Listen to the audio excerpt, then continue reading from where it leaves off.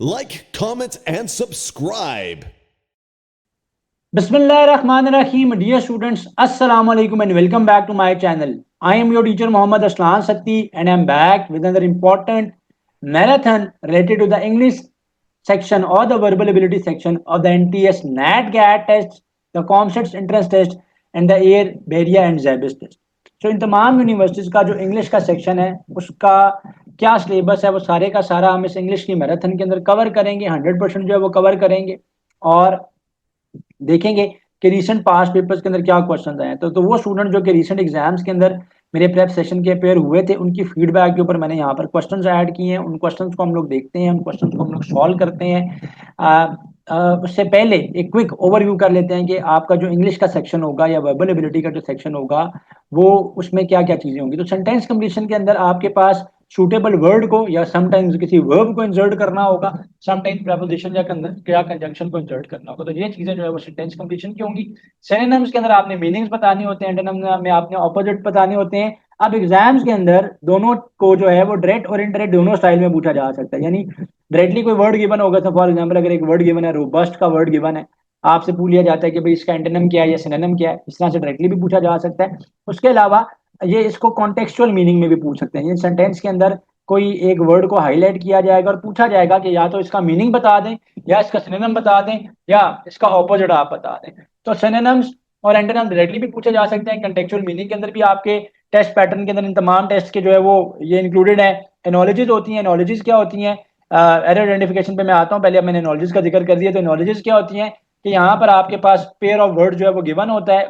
उस pair of word का relationship निकालने के बाद आपने क्या करना होता है कि आपने अपना सूटेबल जो चॉइस बनती है वहां पर, ठीक है, उसको आपने मार्क करना होता है। सूटेबल चॉइस को आपने देखना होता है और फिर एनालॉजी जो है वो उसमें से आइडेंटिफाई करनी होती है। एरर आइडेंटिफिकेशन में क्या होता है कि सेंटेंस के 4 पार्ट्स में एक सेंटेंस को डिवाइड किया गया होता है, A B C and D. फिर बताया जाता है कि उसके किस पार्ट के अंदर जो है वो जो है वो क्या है कि उसके किस पार्ट के अंदर जो है वो क्या है कि उसके किस पार्ट के अंदर जो है वो मिस्टेक है। मिस्टेक आपने करेक्ट नहीं करनी होती, सिर्फ आपने मिस्टेक को आइडेंटिफाई करना होता है। एरर आइडेंटिफिकेशन होती है।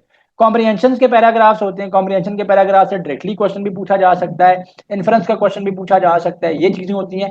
एंड सिर्फ बेरिया के लिए याद रखना है कि आपने ये दो काम आपने सिर्फ बेरिया के लिए, ईडियम्स एंड लिटरेरी डिवाइसेस को भी आपने जो है वो कवर करना है। तो ये मैराथन कंप्लीट मैराथन है जो कि एनटीएस नैट गया टेस्ट कॉमसेट्स का जो इंग्लिश का सेक्शन है, वर्बल एबिलिटी का सेक्शन है। खैर कॉमसेट्स का अपना टेस्ट एनटीएस का या तो नैट का टेस्ट होता है for undergrad program and for the post graduate programs GAT का टेस्ट होता है। एयर, बेरिया और जैबिस के तमाम जो सेक्शंस हैं इंग्लिश के पोर्शन के, इंशाल्लाह इसको ये 100% जो है वो कवर करेगा फॉर जो जुलाई 2026 के या जो ऑनवर्ड्स के आपके टेस्ट हैं उनके लिए। सिनोनिम या एंटोनिम जो है वो आपसे पेपर में इन द कंटेक्चुअल फॉर्म भी पूछा जा सकते हैं, जैसे यहाँ पर मैंने ऐड किए हैं। तो पहला क्वेश्चन है, the teacher's lucid explanation of fraction rules allowed even the struggling students to easily grasp the concept. मेरा टीचर की एक्सप्लेनेशन जो थी फ्रैक्शन रूल्स की वो ऐसी थी कि जो स्ट्रगलिंग स्टूडेंट्स हैं, जिनको मैथ समझ नहीं आता, जिनको मैथ डिफिकल्ट लगता है, उन्होंने भी उन कॉन्सेप्ट को ग्रास जो है वो कर लिया।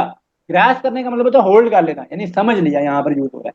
सो lucid means something which is easy to understand, which is clearly understandable. So lucid का मीनिंग क्या होगा? क्लियर। तो ऑप्शन बी जो है वो यहाँ पर राइट चॉइस है। After hours of steady rain, the damp soil began to exude a pleasant earthy fragrance.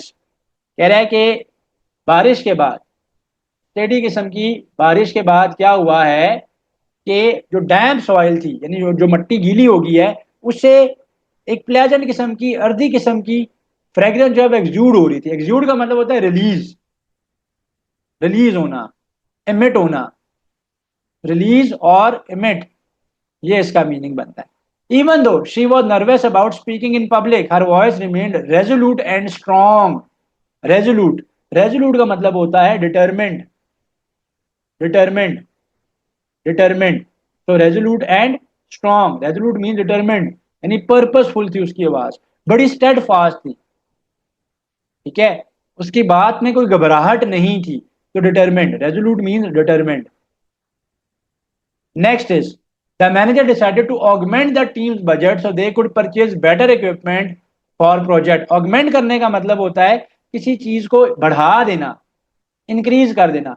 Sometimes ये चीजों को गैदर करने के लिए भी यूज होता है। तो जब आप गैदर करेंगे तो तब भी जो चीजें इंक्रीज हो जाएंगी।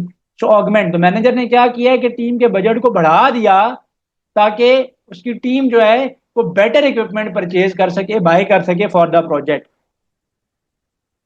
He is an astute businessman who can quickly spot a good investment opportunity before anyone else does. Astute, astute कहते हैं shrewd को, clever को. shrewd,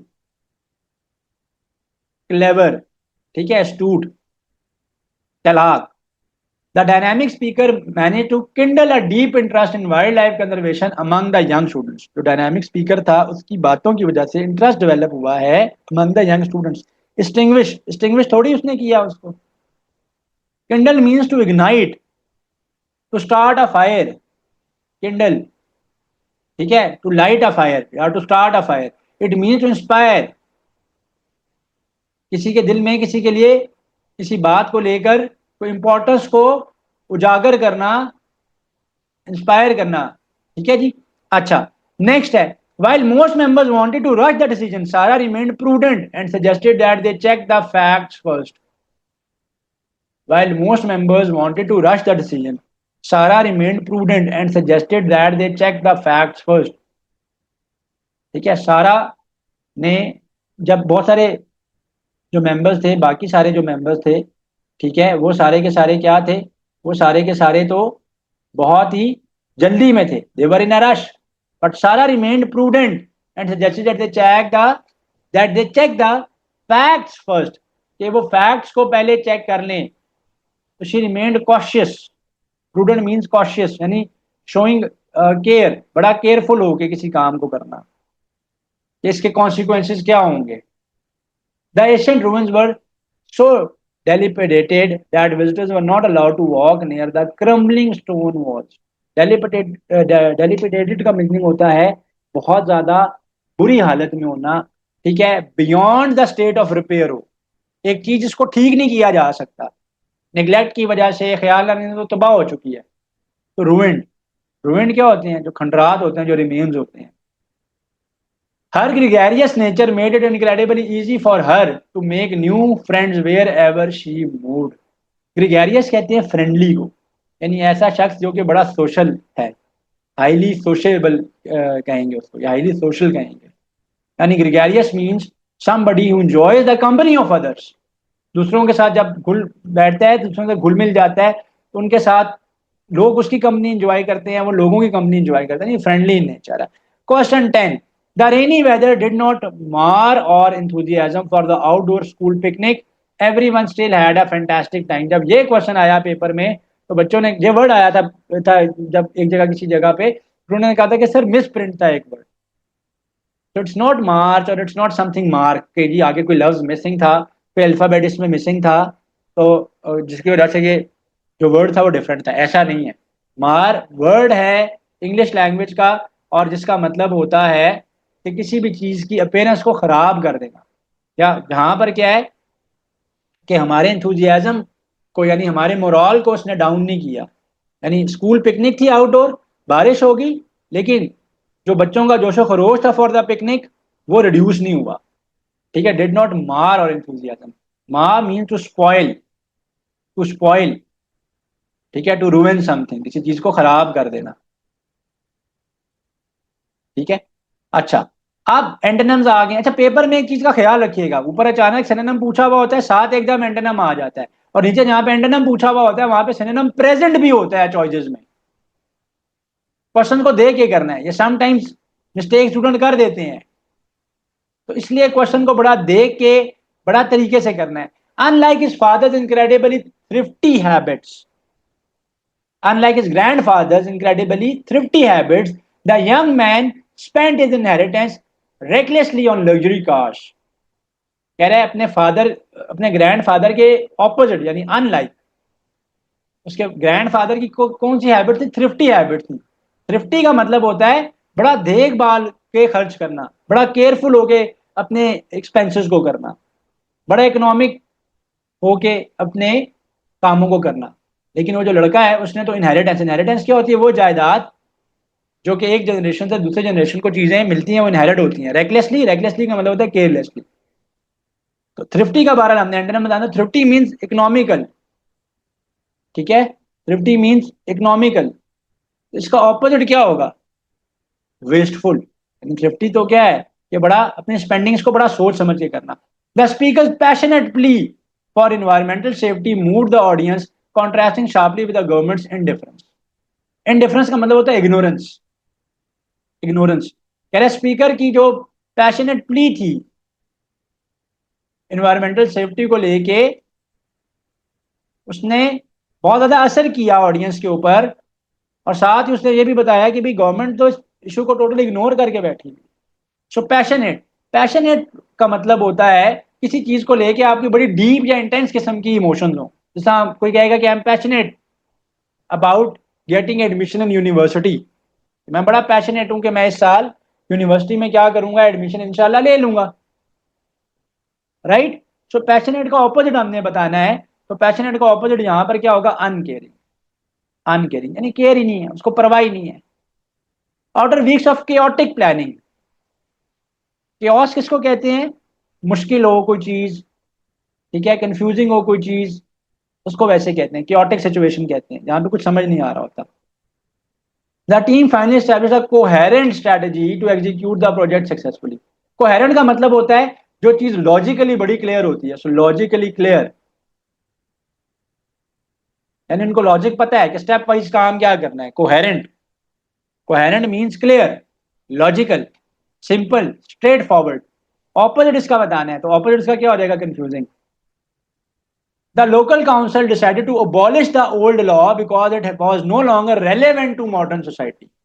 Abolish का मतलब होता है to end something, to end, to end, because it was no longer relevant. Relevant क्या होता है, pertinent, related to, pertinent यानी कि ताल्लुक होना। Abolish का मतलब क्या, end, तो इसका ऑपोजिट क्या हो जाएगा, to create, to create, to create, ठीक है। She tried to remain impartial during the debate, making sure she listened to both sides without showing any favoritism. Impartial का मतलब होता है न्यूट्रल रहना, न्यूट्रल रहना। Impartial means neutral, impartial means neutral, impartial means neutral, impartial means neutral. Impartial का मतलब क्या है, न्यूट्रल रहना। Impartial, impartial means neutral. Unbiased, unbiased opposite बताना है हमने इसका, बाइस्ड यानी वो इम्पार्शियल रही ड्यूरिंग द डिबेट, ताकि वो दोनों साइड्स की बातों को इजीली समझ सके, अंडरस्टैंड कर सके, without showing any favouritism. Impartial का मतलब होता है अनबाइस्ड, ऑपोजिट क्या हो जाएगा, biased. The heavy thick fog made the mountain trail highly perilous for the evening hikers. Perilous means tricky या full of danger, full of risks, तो इसका ऑपोजिट क्या हो जाएगा, safe. His arrogant attitude towards his classmates made him quite unpopular during group study projects. Arrogant का मतलब क्या होता है, ऐसा शख्स जो कि अपने आप को बहुत ज्यादा बूस्ट करता है, बड़ा कहते हैं सेल्फ, अपने बारे में ही बस, अब सेल्फ इंपॉर्टेंस को उजागर करता रहता है, बड़ा बढ़ा चढ़ा के, जी मैं तो ये हूं, मैं वो हूं, मगरूर जिसको आप कहते हैं, कह सकते हैं आप।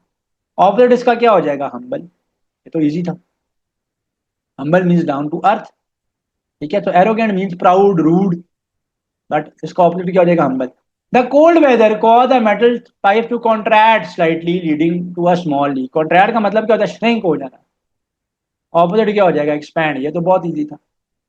The long boring lecture produce lethargic mood across the entire classroom.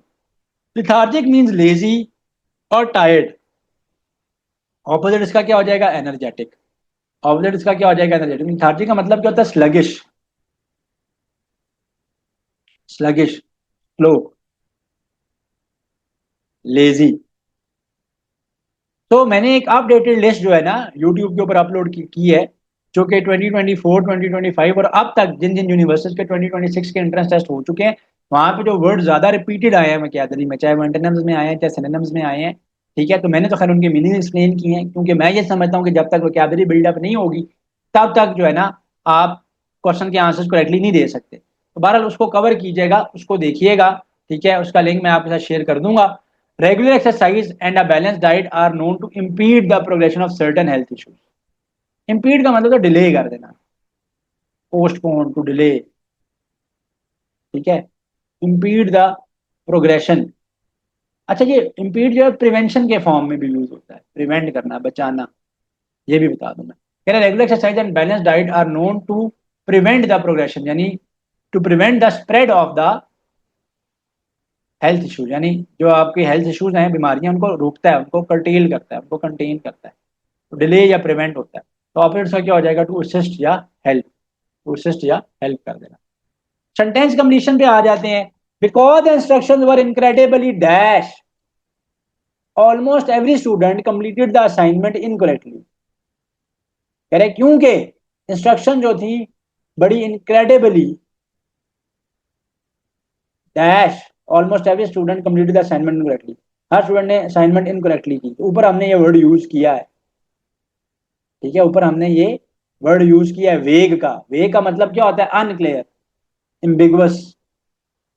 वेग को एम्बिगुअस भी कहते हैं। वैसे तो यहाँ पर तो ये वेग आएगा इस ऑप्शन में से, वेग, यानी इंस्ट्रक्शन ही पेपर की अनक्लियर थी। किसी स्टूडेंट ने असाइनमेंट ठीक से कंप्लीट ही नहीं की, क्योंकि पता ही नहीं उसको चल रहा था कि इंस्ट्रक्शंस यानी करना क्या है इस असाइनमेंट में। Although she faced many obstacles during her research, her dash period kept her moving forward until she found the answer. कह रहा है कि उसको बहुत सारी हिंड्रेंसेस यानी ऑब्स्टेकल्स का सामना करना पड़ा अपने रिसर्च के दौरान, लेकिन क्या है, dash period kept her moving forward until she found the answer. Fearful, fearful भी आ सकता है यहाँ पे, लेकिन ज्यादा बेहतर वर्ड है अनटाइडिंग। फेयरफुल का तो मतलब देखो, फेयरलेस आ सकता है, फेयरफुल नहीं, सॉरी, फेयरलेस आ सकता है। फेयरलेस का तो मतलब क्या होता है, घबराना नहीं। फेयरफुल तो डर जाना, तो डर की तो वो आगे तो कंप्लीट ना करती। फेयरलेस आ सकता था, फेयरफुल तो नहीं आ सकता। अनटायरिंग यहाँ पर आएगा, हर अनटायरिंग spirit kept her moving. The new library is designed to be dash. It features ramps, wide automatic doors and elevators for all the visitors. तो जब वहां पर रैम्स बनाए गए हैं, तो रैम्स बनाने से क्या होगा कि वो लोग जो कि डिफरेंटली एबल्ड हैं, लेट से व्हील चेयर यूज करते हैं, वो भी इजीली वहां पे आ सकते हैं। ऑटोमेटिक वाइड डोर्स हैं, इजीली वो अपनी व्हील चेयर भी ला सकते हैं। एलिवेटर्स भी हैं, तो एक्सेसिबल बना दिया ताकि बूढ़े लोग भी उस लाइब्रेरी में आना चाहें तो वो भी आ सकते हैं, जो स्टेज नहीं क्लाइंब कर सकते, वो एलिवेटर्स के जरिए उसके ऊपर वाले फ्लोर पे चले जाएंगे। तो एक्सेसिबल कर दिया उसने, उसको एक्सेसिबल कर दिया, accessible. Regular physical exercise is not only beneficial to bodily fitness but also dash for maintaining mental clarity and reducing daily stress. कह रहे कि रेगुलर फिजिकल एक्सरसाइज जो है वो ना सिर्फ फायदेमंद है हमारी बॉडी फिटनेस के लिए, बट ऑल्सो, लेकिन इसके साथ साथ वो एक और चीज ऐड करना चाह रहा है ना, for maintaining mental clarity and reducing daily stress. ठीक है, सो बट ऑल्सो हार्मफुल थोड़ी है फॉर मेंटेनिंग, ऑप्शनल भी नहीं है, असेंशियल है, जरूरी है भाई। एक्सरसाइज करने से सिर्फ आपको फिजिकल बेनिफिट्स नहीं मिलते, यानी बॉडी बेनिफिट्स नहीं मिलते, बॉडीली फिटनेस नहीं मिलती, बल्कि आपकी मेंटल हेल्थ के लिए और अपनी एंजाइटी या स्ट्रेस को भी रिड्यूस करने के लिए नेसेसरी है। The companies profits dash dramatically last year due to the unexpected global economic downturn. Company के जो प्रॉफिट्स हैं dramatically last year due to unexpected global economic downturn. Spike, spike का तो मतलब है ऊपर जाना, यहाँ पे तो डाउन टर्न आया है, इकोनॉमिक डाउनफॉल आया है। तो डाउनफॉल में तो चीजें नीचे की तरफ आती हैं, स्पाइक का तो मतलब है ऊपर की तरफ चले जाना। स्पाइक यानी ऊपर चला गया, स्टेबलाइज भी नहीं है भाई, डाउन टर्न चल रहा है तो स्टेबिलिटी थोड़ी आएगी, इकोनॉमिक स्टेबिलिटी थोड़ी आएगी। प्लमेटेड, प्लमेटेड का मतलब होता है कि चीज का रिड्यूस हो जाना, नीचे की तरफ आ जाना, ड्रॉप डाउन हो जाना, ड्रॉप शार्पली आप कहेंगे इसको। तो जब इकोनॉमिक डाउनफॉल आया है, डाउन टर्न आया है, तो प्रॉफिट जो थे वो ऊपर जाने के बजाय तेजी से नीचे की तरफ आ गए। ठीक है, history shows that true progress is often dash achieved through small steady steps rather than sudden massive shifts। कह रहा है हिस्ट्री शो करती है कि ट्रू प्रोग्रेस अचीव होती है थ्रू स्मॉल स्टेडी स्टेप्स, जो स्मॉल और स्टेडी किस्म के स्टेप्स हैं, rather than sudden massive shifts, rather than sudden massive shifts. कह तारीख से साबित होता है कि असल में तरक्की जो है वो छोटे छोटे स्टेप्स लेने से आती है, स्टेडी स्टेप लेने से आती है, एकदम से मैसिव स्टेप्स लेने से नहीं आती। Is often that true progress is often instantaneous, instantaneous तो फौरन से ना, नहीं, एक्सीडेंटल अचानक से नहीं, वायलेंट भी नहीं, ग्रेजुअल होगा। क्योंकि वो यही कह रहे हैं ना कि स्मॉल स्टेप्स लेने, ग्रेजुअल है, स्लोली आती है। The contract states that the initial deposit is strictly dashed, if you change your mind and cancel the deal you will not get your money back. कह रहा है कि कॉन्ट्रैक्ट ये state करता है कि इनिशियल डिपॉजिट जो है वो strictly dash, if you can change your mind, are strictly non refundable, are strictly non refundable, non refundable आएगा। यानी वो कह रहा है कॉन्ट्रैक्ट कहता है कि इनिशियल डिपॉजिट जो है वो स्ट्रिक्टली नॉन रिफंडेबल है। अगर आप अपना माइंड चेंज करते हो या कैंसिल करते हो डील को तो you will not get your money back. तो यहीं से पता चल गया, you will not get your money back, यानी रिफंड नहीं होंगे आपको पैसे। The lawyer argued that the evidence presented by the prosecutor was completely dash due to the case and should be discarded. Defence lawyers वो होते हैं कि जिसके ऊपर इल्जाम लग रहा है वो उसकी डिफेंस करें। प्रोसिक्यूटर वो होता है जो इल्जाम लगाने वाले का वकील होता है, उसको प्रोसिक्यूटर कहते हैं, जिसने इल्जाम साबित करना होता है, प्रूव करना होता है। ठीक है, तो लॉयर आर्ग्यूड, आर्ग्यूड का मतलब क्या, debated.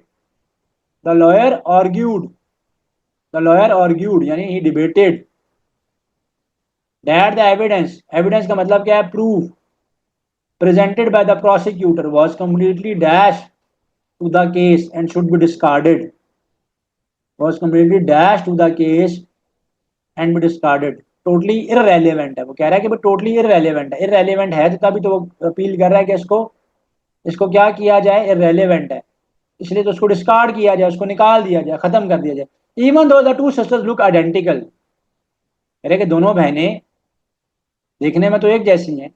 There personalities are community dash, one is highly outgoing well the other is extremely quite. कह रहे दोनों की पर्सनैलिटीज ऑपोजिट हैं, वो ये बताना चाह रहा है, क्योंकि एक जो है वो हाईली आउट गोइंग है और एक बड़ी क्वाइट रहती है, एक्सट्रीमली क्वाइट है, तो कॉन्ट्रास्टिंग है, मैच नहीं करती। कॉन्ट्रास्टिंग का मतलब क्या होता है, ऑपोजिट, कॉन्ट्रास्टिंग। ठीक है, मिसमैच्ड, क्योंकि एक बहन क्या है, आउट गोइंग है, दूसरी बिल्कुल क्वाइट है। The managers praise was intended to dash the team's morale after their tough loss in the final round of competition. Managers praise जो थी, मैनेजर की जो तारीफ थी वो इंटेंडेड थी किस तरफ, कि अपने टीम के मोरल को क्या करना चाह रहा है, बूस्ट करना चाह रहा है ना, after their tough loss in the final round of the competition. Reading comprehension को सॉल्व करने का सबसे बेस्ट वे क्या है कि जो भी गिवन पैराग्राफ होगा उस पैराग्राफ को पहले आपने बड़ा थॉरली पढ़ना है, उसकी डिटेल्स को चेकआउट करना है, उसके बाद क्वेश्चन का आंसर करना है। और जहां पर कोई डेट मेंशन हो, कोई फैक्ट मेंशन हो, कोई बात मेंशन हो, ठीक है, जो कि थोड़ी सी हटके है या थोड़ी सी इंपॉर्टेंट है, उसको आपने देखना है, साथ साथ हाईलाइट करना है। कह रहे हैं bees are the most industrious insects on the planet serving a critical role in our global ecosystem. Industrious का मतलब होता है hard working. So starting line में एग्जामिनर ने ये कहा है, ऑथर ने ये कहा है कि जो बीज हैं वो बहुत इंडस्ट्रियस किस्म के इंसेक्ट्स हैं on the planet, serving a critical role in our global ecosystem and they serve a critical role in our global ecosystem. Their primary contribution is pollination, उनकी प्राइमरी कंट्रीब्यूशन जो है वो पोलिनेशन है। As they travel from flower to flower gathering nectar for food, they transfer pollen grains from male to female plants. ठीक है, वो कह रहा है कि उनका मेन कंट्रीब्यूशन में पोलिनेशन है, क्योंकि वो एक ट्रैवल करते हैं from flower to flower, nectar इकट्ठा कर रहे होते हैं और वो पोलन ग्रेन को ट्रांसफर करते हैं from from male to female plants. This simple natural process allows plant to reproduce, creating the fruits, vegetables and seeds that sustain other wildlife and human population. कह रहा है कि ये simple सा process जो है, इसकी वजह से प्लांट्स रिप्रोड्यूस होते हैं, जब प्लांट रिप्रोड्यूस होते हैं तो हमारे लिए फ्रूट्स प्रोड्यूस होती हैं, वेजिटेबल्स प्रोड्यूस होते हैं और सीड्स प्रोड्यूस होते हैं, जिसकी वजह से दूसरी वाइल्ड लाइफ है और ह्यूमन पॉपुलेशन का उनको बेनिफिट मिलता है। In recent years however bee population have faced worrying decline due to habitat loss. तो वरिंग डिक्लाइन हुआ है बीज को ड्यू टू हैबिटेट लॉस। तो डिक्लाइन का मतलब होता है रिड्यूस, हैबिटेट है is the place where the living organism lives, living organism lives, जहां पर वो रहता है, organism lives. Pesticides, pesticide use, pesticides वो मेडिसिन होती हैं जो कि इंसेक्ट्स वगैरह को मारने के लिए, किल करने के लिए यूज होती हैं। Changing climates and changing climates without urgent protection effort the loss of this essential insects could severely threaten global agriculture stability and food security। कह रहे हैं इनको प्रोटेक्ट किए बिना इनको प्रोटेक्ट किए बगैर, ठीक है ना, ये जो क्रूशल इंसेक्ट्स हैं इनके लॉस की वजह से हमारे एग्रीकल्चर को बहुत बड़ा खतरा है, सीरियस किस्म का, severe mean serious, for the agriculture stability and food security So, according to the passage, what is the primary contribution of bees to the environment? Creating honey for human consumption. उसने paragraph में चीज का जिक्र नहीं किया, although बीज जो हैं वो क्या करती हैं, शहद ही प्रोड्यूस कर रही है ना, हनी प्रोड्यूस कर रही है हमारे लिए यहां पर, लेकिन हमें बताना है according to the passage. So the important thing according to the passage, transferring pollen to key plants reproduce. Yes, ये उसने कहा है कि भाई जब वो एक फ्लावर से दूसरे फ्लावर पे जाकर बैठती हैं तो वो अपनी बॉडी के साथ कैरी करती हैं पोलन्स को, जो कि प्लांट्स को रिप्रोड्यूस करने में हेल्प आउट करते हैं, जिस वजह से इंसानों के पास और वाइल्ड लाइफ के पास बहुत सा एडवांटेज है. इंसेक्ट पॉपुलेशन को नहीं वो बैलेंस रख ले, beautiful nature of flowers and fields नहीं है, बल्कि यहाँ आंसर बनता है. The author uses the word industrious to employ that bees are. Industrious का वैसे मीनिंग क्या होता है, हार्ड वर्किंग. बीज वो कह रहे हैं कि बड़ी हार्ड वर्किंग इंसेक्ट है, इंडस्ट्रियस इंसेक्ट है. क्यों? क्योंकि वो फ्लावर टू फ्लावर जाती हैं नेक्टर कलेक्ट करने के लिए. Which of the following is not mentioned as a reason for the decline in bee population? Which of the following is not mentioned as a reason for decline in bee population? किसको mention नहीं किया गया for the decline in bee population? Which of the following is not mentioned? Which of the following is not mentioned as a reason for the decline in bee populations? कौन सी चीज mention नहीं की गई for a reason for decline in bee population? Pesticide के use से तो वो कम हो रहे हैं, तो पेस्टिसाइड का यूज तो मेंशनड है, हैबिटेट लॉस भी मेंशनड है, चेंजिंग क्लाइमेट्स भी मेंशनड है, लैकिंग ऑफ फ्लावर्स मेंशन नहीं है, या लैक ऑफ फ्लावर्स की कमी मेंशन नहीं है. उसने रीजन यही दिए हुए हैं कि क्या है, कि चेंजिंग क्लाइमेट्स है, पेस्टिसाइड्स का यूज है, हैबिटेट लॉस है. ठीक है, लैक ऑफ फ्लावर्स का जिक्र नहीं था. What does the author imply would happen if बीज वर टू डिसअपीयर एंटायरली? ऑथर क्या कह रहा है कि अगर बीज खत्म हो जाएंगे तो क्या होगा? Human food security would be severely threatened. Plant would find other ways to grow fruits instantly. Other insects would quickly take over their rule. No. The climate would normalize and stabilize. No. उसने कहा है कि ये severe threat है. किसके लिए? Human food security के लिए. ये चीज लास्ट में उसने मेंशन की है. The loss of these essential insects could severely threaten global agriculture, stability and food security. तो ये चीज यहाँ पर मेंशन है. सबसे इंपॉर्टेंट जो क्वेश्चन आता है ना पैराग्राफ से रेलेवेंट, और जिसको देख के स्टूडेंट्स कहते हैं कि सर ये वाला पार्ट जो था वो डिफिकल्ट था या हमें मुश्किल लग रहा था, वो ये है कि जैसे यहां पर पूछा जा रहा है कि what is the overall tone of the passage. Overall tone of the passage क्या है? एंग्री एंड एग्रेसिव है? नो. इंफॉर्मेटिव एंड कंसर्न्ड है? यस. एक बात तो लग रही है, लेकिन सारी चॉइसेस को देख लें. जॉयफुल एंड सेलिब्रेटिंग है? नहीं, कहीं पे भी उसने खुशी का इजहार नहीं किया. इनडिफरेंट एंड बोर्ड है? नहीं. एंग्री और एग्रेसिव भी नहीं है. उसने इंफॉर्मेशन भी दी है बीज के बारे में और साथ अपना कंसर्न भी शो किया है कि बीज के खत्म होने से क्या हमें नुकसान होगा. Before the invention of paper money, Asian societies relied on the barter system, exchanging goods directly, such as trading a sack of wheat for a cow. As trade expanded, the system became highly inconvenient. ठीक है, कह रहे हैं कि paper money की invention से पहले Asian societies इस पर रिलाई करती थी. रिलाई करने का मतलब क्या होता है? Relied means depend on barter system. Barter system उसने आगे खुद बताया क्या है? एक्सचेंजिंग गुड्स डायरेक्टली, गुड्स को डायरेक्टली एक्सचेंज करना, such as trading a sack of wheat for a cow. ठीक है, कि क्या कर रहे हैं वो, कि वो ट्रेड कर रहे हैं एक गंदम की बोरी को एक गाय के लिए. कह रहे हैं कि जैसे जैसे ट्रेड बढ़ा, एक्सपैंड हुआ, ये सिस्टम हाईली इनकन्वीनियंट हो गया. इनकन्वीनियंट का मतलब होता है डिफिकल्ट,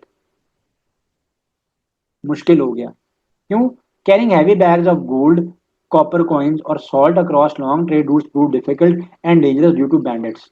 कह रहे कि बड़े बड़े बैग्स लेकर जाना गोल्ड के, कॉपर कॉइन्स के और सॉल्ट के अलॉन्ग डिफरेंट ट्रेड रूट्स, वो ना सिर्फ डिफिकल्ट और डेंजरस था बैंडिट्स की वजह से.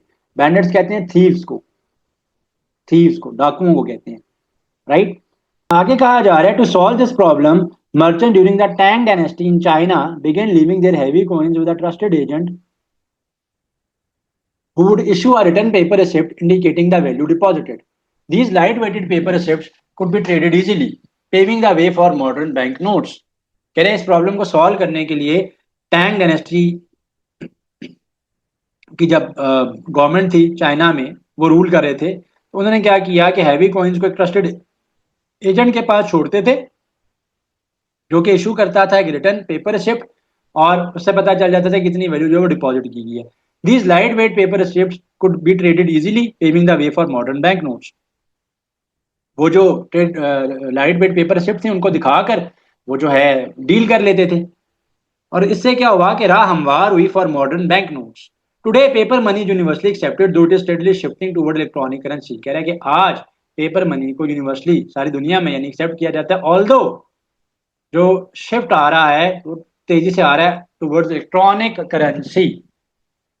Why did ancient societies eventually move away from the barter system? पहला क्वेश्चन बड़ा आसान है कि बार्टर सिस्टम से एशियन सोसाइटीज क्यों अलहदा हुई? People stopped trading goods, no, because it became highly inconvenient as trade grew। क्योंकि बड़ा मुश्किल हो गया था इतने ज्यादा चीजों को, बैग्स को अपने साथ कैरी करना या अपने साथ लेकर जाना। According to the text, the very first version of paper money were originally government text forms, no, they were written receipts for deposited coins. ये मेंशन्ड है कि पेपर रिसिप्ट जो है ना वो दी जाती थी for the value of the deposited coins. The word inconvenient in the passage is closest in meaning to dangerous, no, troublesome, troublesome हो सकता है इसका मीनिंग। क्यों? troublesome means difficult, यानी inconvenient यानी difficulty face करनी पड़ी, क्या करना पड़ा? difficulty face करनी पड़ी। troublesome, inconvenient means जिसके से आपको मुश्किल का सामना करना पड़ा, difficult हो जाए। Where did the early practice of using paper receipts as currency begin? Early जो प्रैक्टिस थी और using paper receipt began as receipts as currency began, जिस चीज कहां पे स्टार्ट हुई? ये टैंग डायनेस्टी ऑफ चाइना में स्टार्ट हुई। अब अगेन ऊपर दिशा का क्वेश्चन था कि मैंने आपको बताया था कि क्वेश्चन में एग्जामिनर अगर आपसे ये पूछ लेते हैं कि जी टोन ऑफ द पैसेज, कैसी तरह समटाइम्स इनडायरेक्ट क्वेश्चन पूछा जाता है, यहाँ पे पूछा जा रहा है कि based on the final sentence what is the current trend for the future money. Future money का ट्रेंड हम क्या इन्फर कर सकते हैं कि returning to gold and silver coins, no, relying heavily on the barter system, again no, बल्कि उसने last में कहा है कि अब इलेक्ट्रॉनिक करेंसी का टाइम आ रहा है, shifting toward electronic digital currency. तो shifting towards electronic digital currency जो है वो ये शिफ्ट जो है वो आ रहा है। सो this is the right answer here. अब हम चलते हैं अपने टेस्ट की एक नेक्स्ट बड़ी इंपॉर्टेंट जो हमारे टेस्ट का मॉड्यूल है या हमारे टेस्ट का पार्ट है उसकी तरफ चलते हैं। तो that is sentence correction. So next जो पार्ट है बड़ा क्रूशियल पार्ट है जो कि हमारे एग्जाम में इंक्लूड होता है, that is sentence correction. Sentence correction में क्या होगा कि आपके पास पेपर में हाईलाइट होते हैं वर्ड्स या अंडरलाइंड होते हैं या बोल्ड फॉर्म में लिखे होते हैं, और उसमें से ढूंढना होगा आपने कि इसमें से मिस्टेक जो है वो किस पार्ट में है, मिस्टेक जो है वो किस पार्ट में है। तो ये चीज आपने फाइंड आउट करनी होती है, ये चीज जो है वो आपने ढूंढनी होती है कि मिस्टेक जो है वो हमारे पास किस पार्ट के अंदर है। तो फर्स्ट है neither the manager nor is employees were present in the morning meeting yesterday. बड़ा आसान है ये, पहली भी एक्सरसाइजेज में मैंने आपको करवाया हुआ है कि neither the manager nor is employees were present at the morning meeting yesterday. Neither के साथ जो सब्जेक्ट है वो मैनेजर है और नॉर के साथ जो सब्जेक्ट है वो एम्प्लॉयज है। नाइदर और नॉर, आइदर और इस तरह के वर्ड यूज हो रहे हो तो वहां पे मल्टीपल सब्जेक्ट्स होते हैं। अब इस तरह के क्वेश्चंस के अंदर आपने क्या करना है कि आपने इमीडिएट सब्जेक्ट को देखना है कि इमीडिएट सब्जेक्ट क्या है, उसके मुताबिक आपने वर्ड जो है वो इंसर्ट करना होता है। अब एम्प्लॉयज, नाइदर के साथ जो सब्जेक्ट है वो मैनेजर है, नॉर के साथ जो सब्जेक्ट है वो एम्प्लॉयज है, मल्टीपल सब्जेक्ट्स हैं, और इमीडिएट सब्जेक्ट जो कि वर्ब के साथ आ रहा है वो एम्प्लॉयज है। Employees were present, employees were present, employees के साथ क्या आएगा? वर आएगा। एम्प्लॉयज के साथ क्या आएगा? वर आएगा, प्रेजेंट। ठीक है, तो एम्प्लॉयज के साथ क्या आना चाहिए? वर आना चाहिए। तो ये तो बात करेक्ट है, neither the manager. No doubt जो पहला सब्जेक्ट है वो सिंगुलर है, एम्प्लॉयज के साथ वर ही आएगा, वॉज नहीं आएगा। इमीडिएट सब्जेक्ट वर करेक्ट है। Present at the morning meeting yesterday, so this is totally correct, there is no error in it. तो ऑप्शन डी आप मार्क करेंगे कि यहाँ पर कोई एरर नहीं है। तो देयर इज अ पॉसिबिलिटी कि कोई भी एरर ना हो, मिस्टेक ना हो, आपने सिर्फ मिस्टेक पॉइंट आउट करनी होती है, करेक्ट नहीं करना होता है इस तरह के सेंटेंसेस में। तो correction for the sake of understanding या फॉर जो कन्वीनियंस जो है वो मैं समझाने के लिए आपको सिर्फ बता रहा हूँ। आपने सिर्फ बताना होगा कि मिस्टेक है किस पार्ट में, जिस पार्ट में मिस्टेक है उसको आपने एज अ चॉइस अपना आंसर मार्क करना होता है। She is one of those talented writers who always rights stories that inspire people. She is one of those talented writers, यहां तक तो बात ठीक है कि ये उनमें से, ये उन टैलेंटेड राइटर्स में से एक राइटर है जो ऑलवेज राइट्स, ऑलवेज राइट्स, ठीक है, ये मिस्टेक है। ऑलवेज जब आ गया है, रेफर बैक हो रहा है ना, she is one of those writers, talented writers. तो one of those talented writers who always write आएगा यहां पर, ठीक है, always, always write, always write stories that inspire people.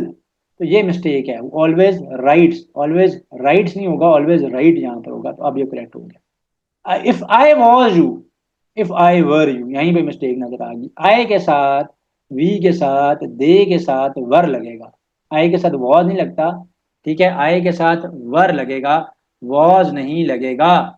If I were you, ठीक है, क्योंकि एक हाइपोथेटिकल कंडीशन की तरफ जा रहे हैं ना, अगर मैं तुम्हारी जगह होता, कहना वो ये चाह रहा है। If I were you I would accept the job offer without hesitation, without any hesitation. The team completed the project successful and delivered it to the client on time. The team completed the project successfully होगा and delivered it to the client on time. तो ये B के साथ ये associated है mistake, चाहे वो underline नहीं भी है तो है, ये ए से लेके बी के बीच में, तो ये बी का पार्ट है। तो यहाँ पे सक्सेसफुली होना चाहिए, यहाँ पर क्या होना चाहिए, यहाँ पे सक्सेसफुली होना चाहिए। एडवर्ब की रिक्वायरमेंट है ना। The team completed the project, verb पहले आ चुका, कंप्लीटेड द प्रोजेक्ट सक्सेसफुली। अब इस वर्ब को मॉडिफाई कर रहे हैं, जो कंप्लीटेड का वर्ब है उसके बारे में बताया जा रहा है। यहाँ पे एडवर्ब आएगा successfully and delivered to the client on time. Economics are a fascinating subject that requires a lot of analytical thinking. Economics एक सब्जेक्ट का नाम है, स्टडी ऑफ इकोनॉमी को कहते हैं, ठीक है। तो जितने भी एकेडमिक सब्जेक्ट्स के नेम के आखिर में आईसीएस आता है, जैसा फिजिक्स है, फिजिक्स के क्या स्पेलिंग है, ठीक है, ये एक रूल याद रखें, फिजिक्स के क्या स्पेलिंग है, फिजिक्स,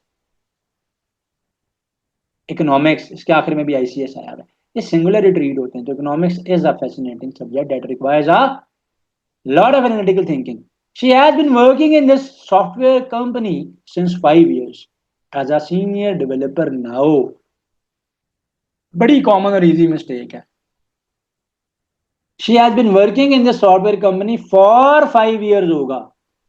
अगर ईयर मेंशन होता, जिसमें वो कहता है कि she has been working in this software company since 2020 as a senior developer now, तो फिर तो सिंस आता, फिर सिंस आता अगर ईयर मेंशन होते। यहाँ पे टाइम मेंशन है, कितने अरसे से वो काम करे, ड्यूरेशन ऑफ टाइम के लिए या पीरियड ऑफ टाइम के लिए फॉर यूज करते हैं। सिंस जो है वो स्पेसिफिक ईयर्स, डेट्स या टाइम मेंशन हो तो वहां पर मेंशन होता है। The book who you lent me last week was absolutely incredible. भाई हु जो है वो तो किसी पर्सन के लिए यूज होता है, पीपल के लिए यूज होता है, the person, for the person use होता है। बुक तो क्या है, आइटम है, ऑब्जेक्ट है, ऑब्जेक्ट या आइटम है। The book which you lent me, which you lent me last week was absolutely incredible. Between the three candidates, between the three candidates, next है between the three candidates, ठीक है, between the three candidates, Sara is clearly the most qualified for the position of team lead. Between between नहीं होगा। दो लोगों के बीच में comparison हो, दो आइटम्स के बीच में कंपैरिजन हो, दो चीजों के बीच में कंपैरिजन हो, तो बिटवीन लगाते हैं। Between is use for two. Between is use for to,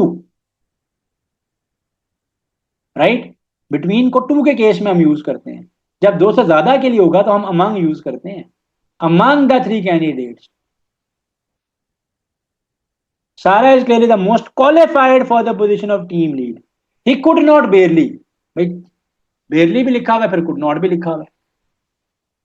he could बेयरली होगा, he could बेयरली hear the speaker's voice because of the loud noise in the back row। वो बमुश्किल सुन सकता था स्पीकर की आवाज को, क्योंकि जिस बैक रूम में वो बैठा हुआ था वहां पर बहुत ज्यादा शोर शराबा था, नॉइज थी। नेक्स्ट क्वेश्चन है, क्वेश्चन 50 है, walking down the narrow street a heavy brake fell from the roof and nearly hit him. Walking down the narrow street a heavy brake fell from the roof.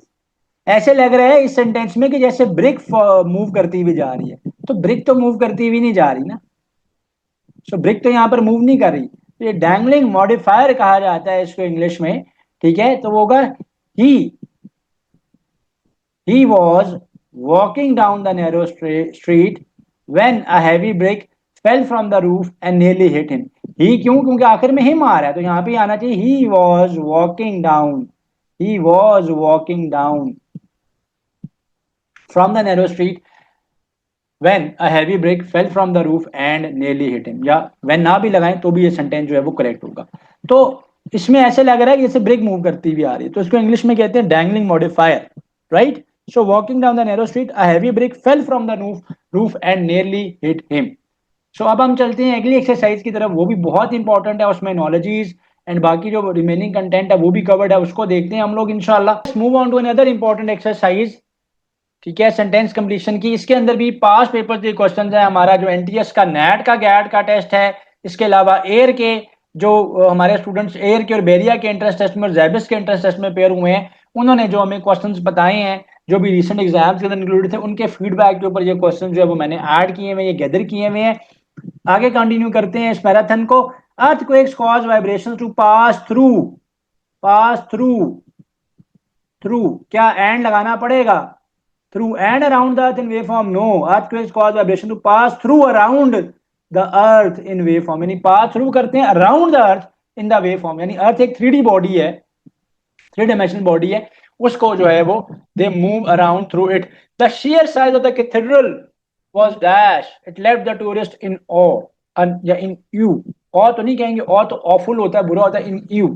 ठीक है, the sheer size, sheer means massive size, massive size, massive size of the cathedral was, massive size of the cathedral was यानी इतना ज्यादा, क्या वो negligible था? Negligible तो मतलब जिसको आप इग्नोर कर सकते हैं, नो।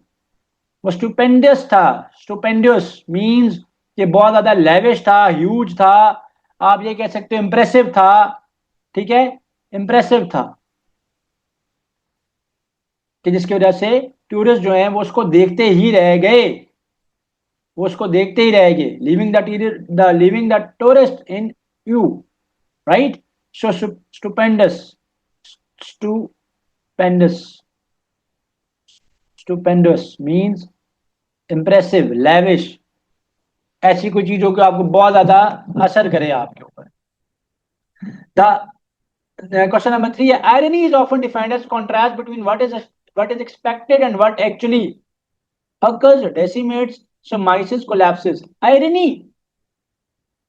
बेसिकली इंग्लिश लैंग्वेज के अंदर एक ऐसे लिटरेरी डिवाइस है कि जो चीज एक्सपेक्टेड है वो कुछ और होती है, और जो एक्चुअली हुआ है असल में अकर हुई है कोई चीज, उसके बीच में कॉन्ट्रास्ट को बता रही होती है।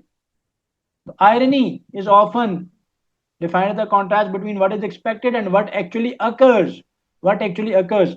Although he was typically dash, he was surprisingly animated during the debate। although he was typically dash, although हालांकि वो थका हुआ था। ठीक है, ये आएगा ना यहाँ पे, एनर्जेटिक अगर होगा वो एनर्जेटिक तो full of energy, lethargic mean sluggish था, स्लो था, टायर्ड था। अगर वो थका हुआ था तो ही तो वो उस चीज को कॉन्ट्रास्ट में कहा जा रहा है ना, कि ऑल दो, क्या बता रहा है, कॉन्ट्रास्ट बता रहा है कि ऑल दो ही वॉज टिपिकली, यानी लिथार्जिक, लिथार्जिक, उसके बावजूद ही वो surprisingly animated during the debate, यानी फुल ऑफ एनर्जी था, बड़ा एक्टिव था, लाइवली था। एनिमेटेड मींस लाइवली था during the debate. Proven guilty, ये तो वैसे ही एक ईडियम है जिसमें कहते हैं all accused are innocent until proven guilty, यानी वो तमाम मुलजिम जिन पर इल्जाम लगा है उनको इनोसेंट ही तस्वुर किया जाएगा जब तक वो कसूरवार नहीं प्रूव हो जाते। गिल्टी का मतलब है कसूरवार। So under the assumption that a person is culpable, नहीं, कल्पेबल का तो मतलब होता है पनिशेबल, इनोसेंट, यहाँ पर जो वर्ड आएगा वो क्या आएगा, वो आएगा innocent, right. Despite his repeated promises to reform dash his action remain completely dash with his words, despite his repeated promises to reform, ठीक है, डिस्पाइट कि उसके जो प्रोमिसेस थे कि वो अपने आप को चेंज करेगा, अपने आप को रिफॉर्म करेगा, his action remain completely dash with his words. First choice है इनकॉन्ग्रुअस। इनकॉन्ग्रुअस का मीनिंग होता है अपनी बात से, अपनी बात पे कायम ना रहना, ठीक है, यानी जो प्रॉमिस उसने किया है यहां पर वो उसको तो फुलफिल नहीं कर रहा। प्रॉमिस उसने क्या किया था कि वो अपने आप को रिफॉर्म करेगा, चेंज करेगा, लेकिन उसके एक्शन जो है वो कंप्लीटली उसके ऑपोजिट है, कंसिस्टेंट नहीं है विद दिस प्रॉमिस। उसने रिपीटेडली प्रोमिस किए हैं कि वो अपने आप को चेंज करेगा, लेकिन वो क्या है कि completely incongruous with his words. Because the language of the contract was deliberately dash, both parties interpreted it to their own advantage. यहां पर वर्ड क्या आएगा, देखिए कह रहा है कि लैंग्वेज क्योंकि कॉन्ट्रैक्ट की, एग्रीमेंट की इस तरह कैसे थी, वाज डेलिबरेटली डैश, जानबूझकर ऐसी रखी गई थी कि बोथ पार्टीज, कि दोनों पार्टीज ने उसकी जो ट्रांसलेशन की है, उसकी जो इंटरप्रिटेशन किया, उसके मतलब को जो समझा है वो अपने फायदे के लिए किया है। तो एक्सप्लिसिट का तो मतलब होता है क्लियर, ल्यूसिड का मतलब होता है क्लियरली अंडरस्टैंडेबल, तो ये तो यहां पर नहीं आ सकते, क्योंकि अगर कॉन्ट्रैक्ट क्लियर होता तो दोनों पार्टीज उसको अपने अपने फायदे में या मकसद में या अपने मर्जी के मुताबिक कैसे कैसे जो है वो इंटरप्रेट करते। वो एम्बिगुअस है ना, एम्बिगुअस का मतलब क्या होता है, वेग, समथिंग विच इज अनक्लियर, जो कि क्लियर नहीं है, विच इज नॉट क्लियर, तो उसको हम क्या कहते हैं, उसको हम लोग कहते हैं हम लोग उसको एम्बिगुअस। तो वो कॉन्ट्रैक्ट की जो वर्डिंग थी वो बड़ी अनक्लियर थी, एम्बिगुअस थी। यही वजह है कि दोनों पार्टीज ने अपनी अपनी मर्जी की उसकी इंटरप्रिटेशन की है और अपना अपना फायदा जो है वो उन्होंने देखा है।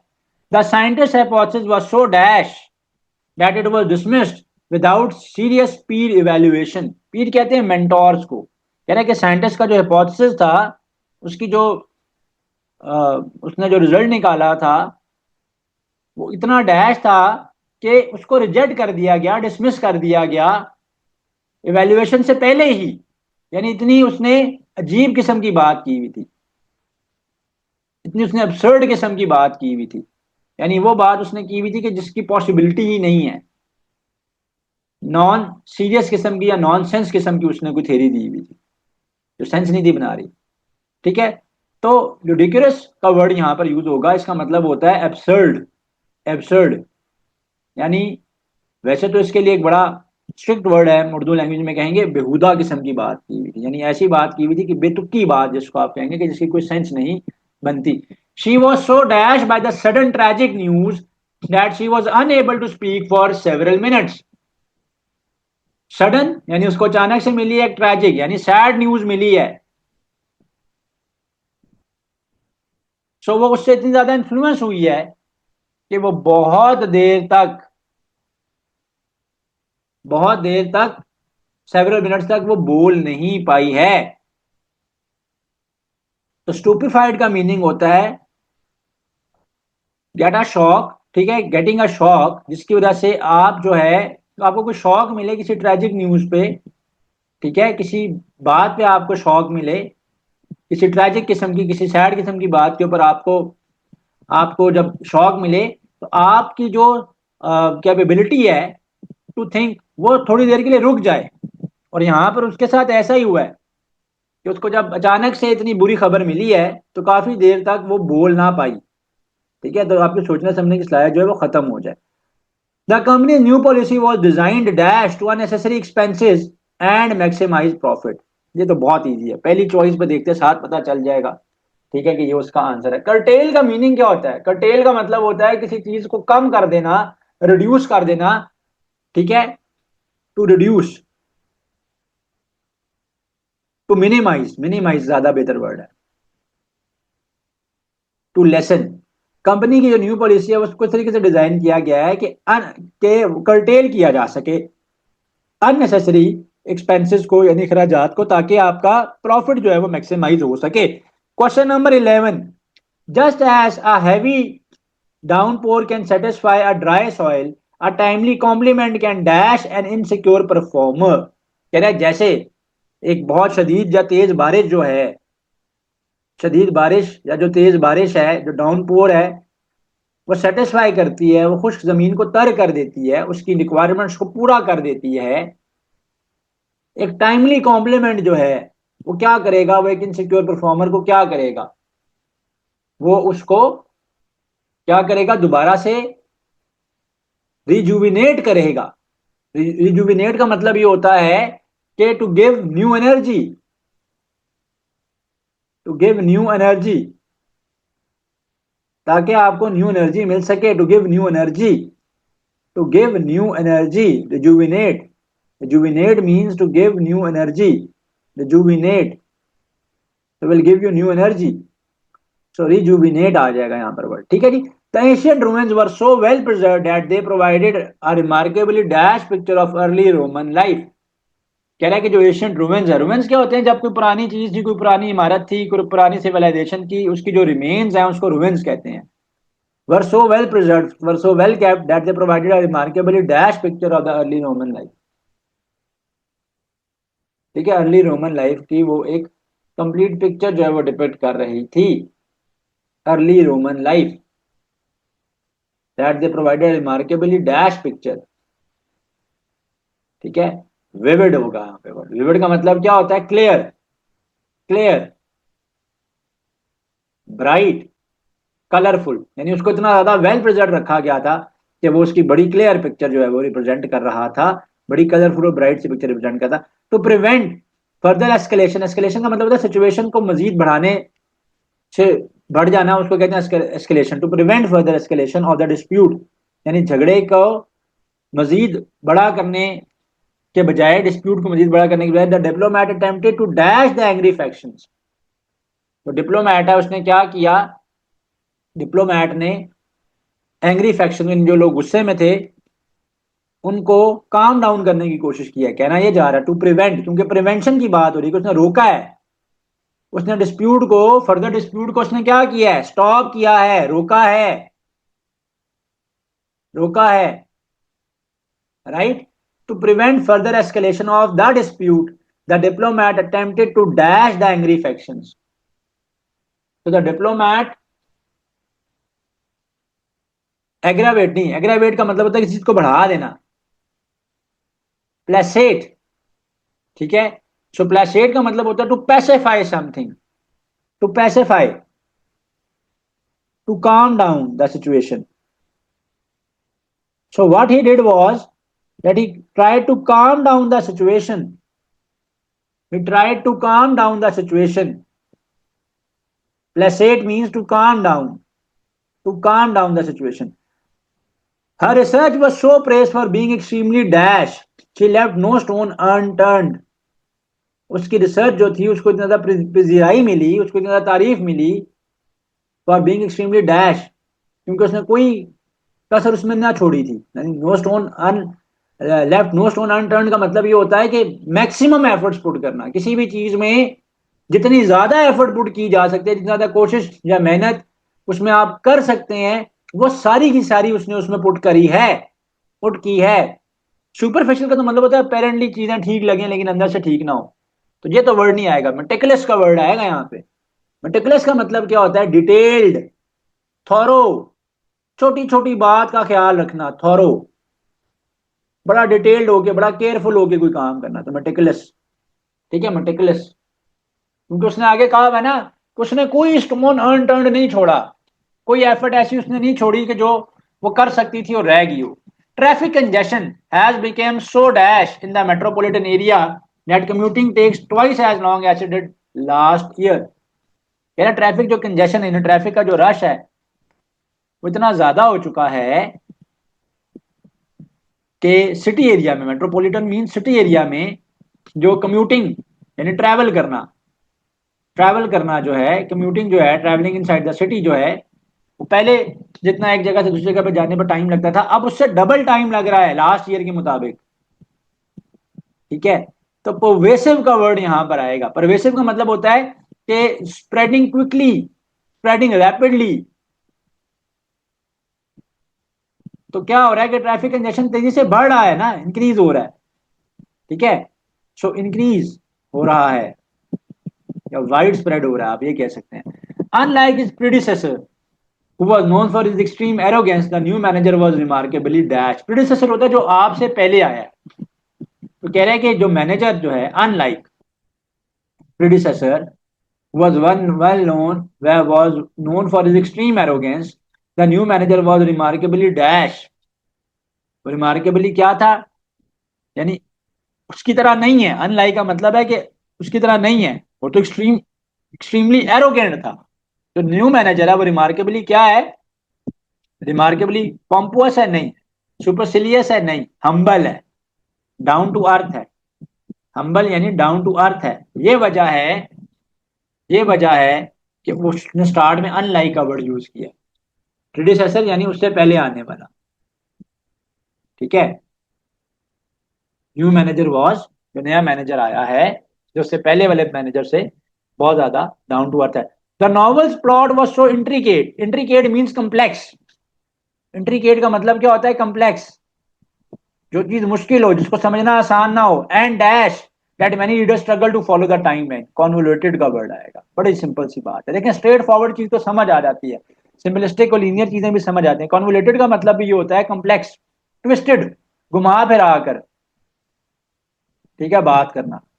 भाई उस नॉवल का प्लॉट इतना कम्प्लेक्स था कि रीडर्स को समझ ही नहीं आ रहा था, उनको स्ट्रगल, उनको बड़ा कोशिश करनी पड़ी थी उसको समझने के लिए। He is an dash reader who consumes dozens of books every single month. He is an avid reader.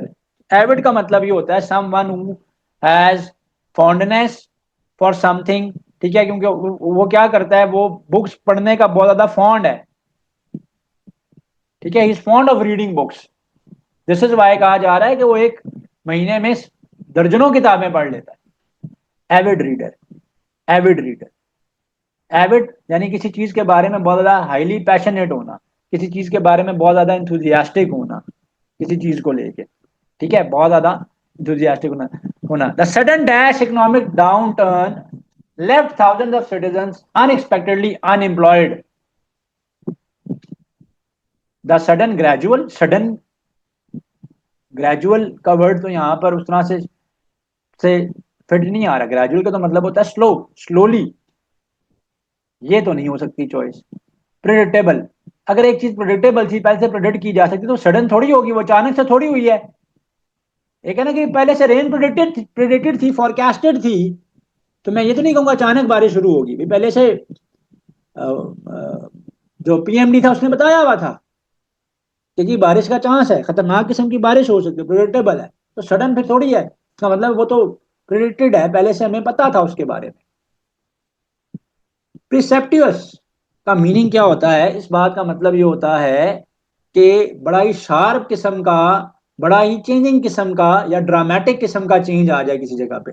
तो सडन और ड्रामेटिक किस्म का इकोनॉमिक डाउन टर्न आया है, जिसके वजह से बहुत सारे जो सिटीजन हैं वो बेरोजगार हो गए हैं।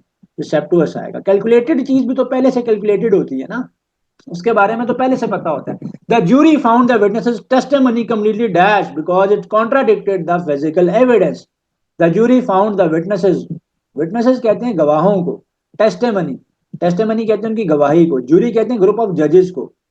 जूरी ने जो विटनेसेस की टेस्टिमनी है उसको completely dash, because it contradicted, क्योंकि वो कॉन्ट्राडिक्ट करती थी, वो फॉलो नहीं करती थी फिजिकल एविडेंस। यानी फिजिकल एविडेंस कुछ कह रहे हैं, जो गवाहान है वो उस मैटर में, वो उस इशू में कुछ और कह रहे हैं। इसका मतलब है कि दोनों की चीजें मैच नहीं कर रही हैं। क्रेडिबल तो होती तो वो तो मैच कर रही होती, किसी की बात बिलीवेबल अगर होगी तो हम कहेंगे क्रेडिबल है। इट मीन्स के कंप्लीटली इम्प्लॉजिबल है, इट मीन्स के क्या है, कंप्लीटली इम्प्लॉजिबल है। इम्प्लॉजिबल का मतलब होता है अनबिलीवेबल। भाई यही वजह है ना कि फिजिकल एविडेंस कुछ कह रहा है और जो विटनेसेस हैं वो कुछ कह रहे हैं। अब हम चलते हैं नेक्स्ट पोर्शन पे। नॉलेजेस का पोर्शन आ गया, पार्ट 2 मैंने इस एग्जाम के अंदर जो है वो इस लेक्चर के अंदर नॉलेजेस का बनाया था कि आपका सारा कंटेंट जो कि पेपर में आता है वो कवर हो जाए। मैन रोबोट, तो नॉलेजेस में करना क्या होता है, जो गिवन पेयर ऑफ वर्ड है सबसे पहले तो आप उसका रिलेशनशिप देखें।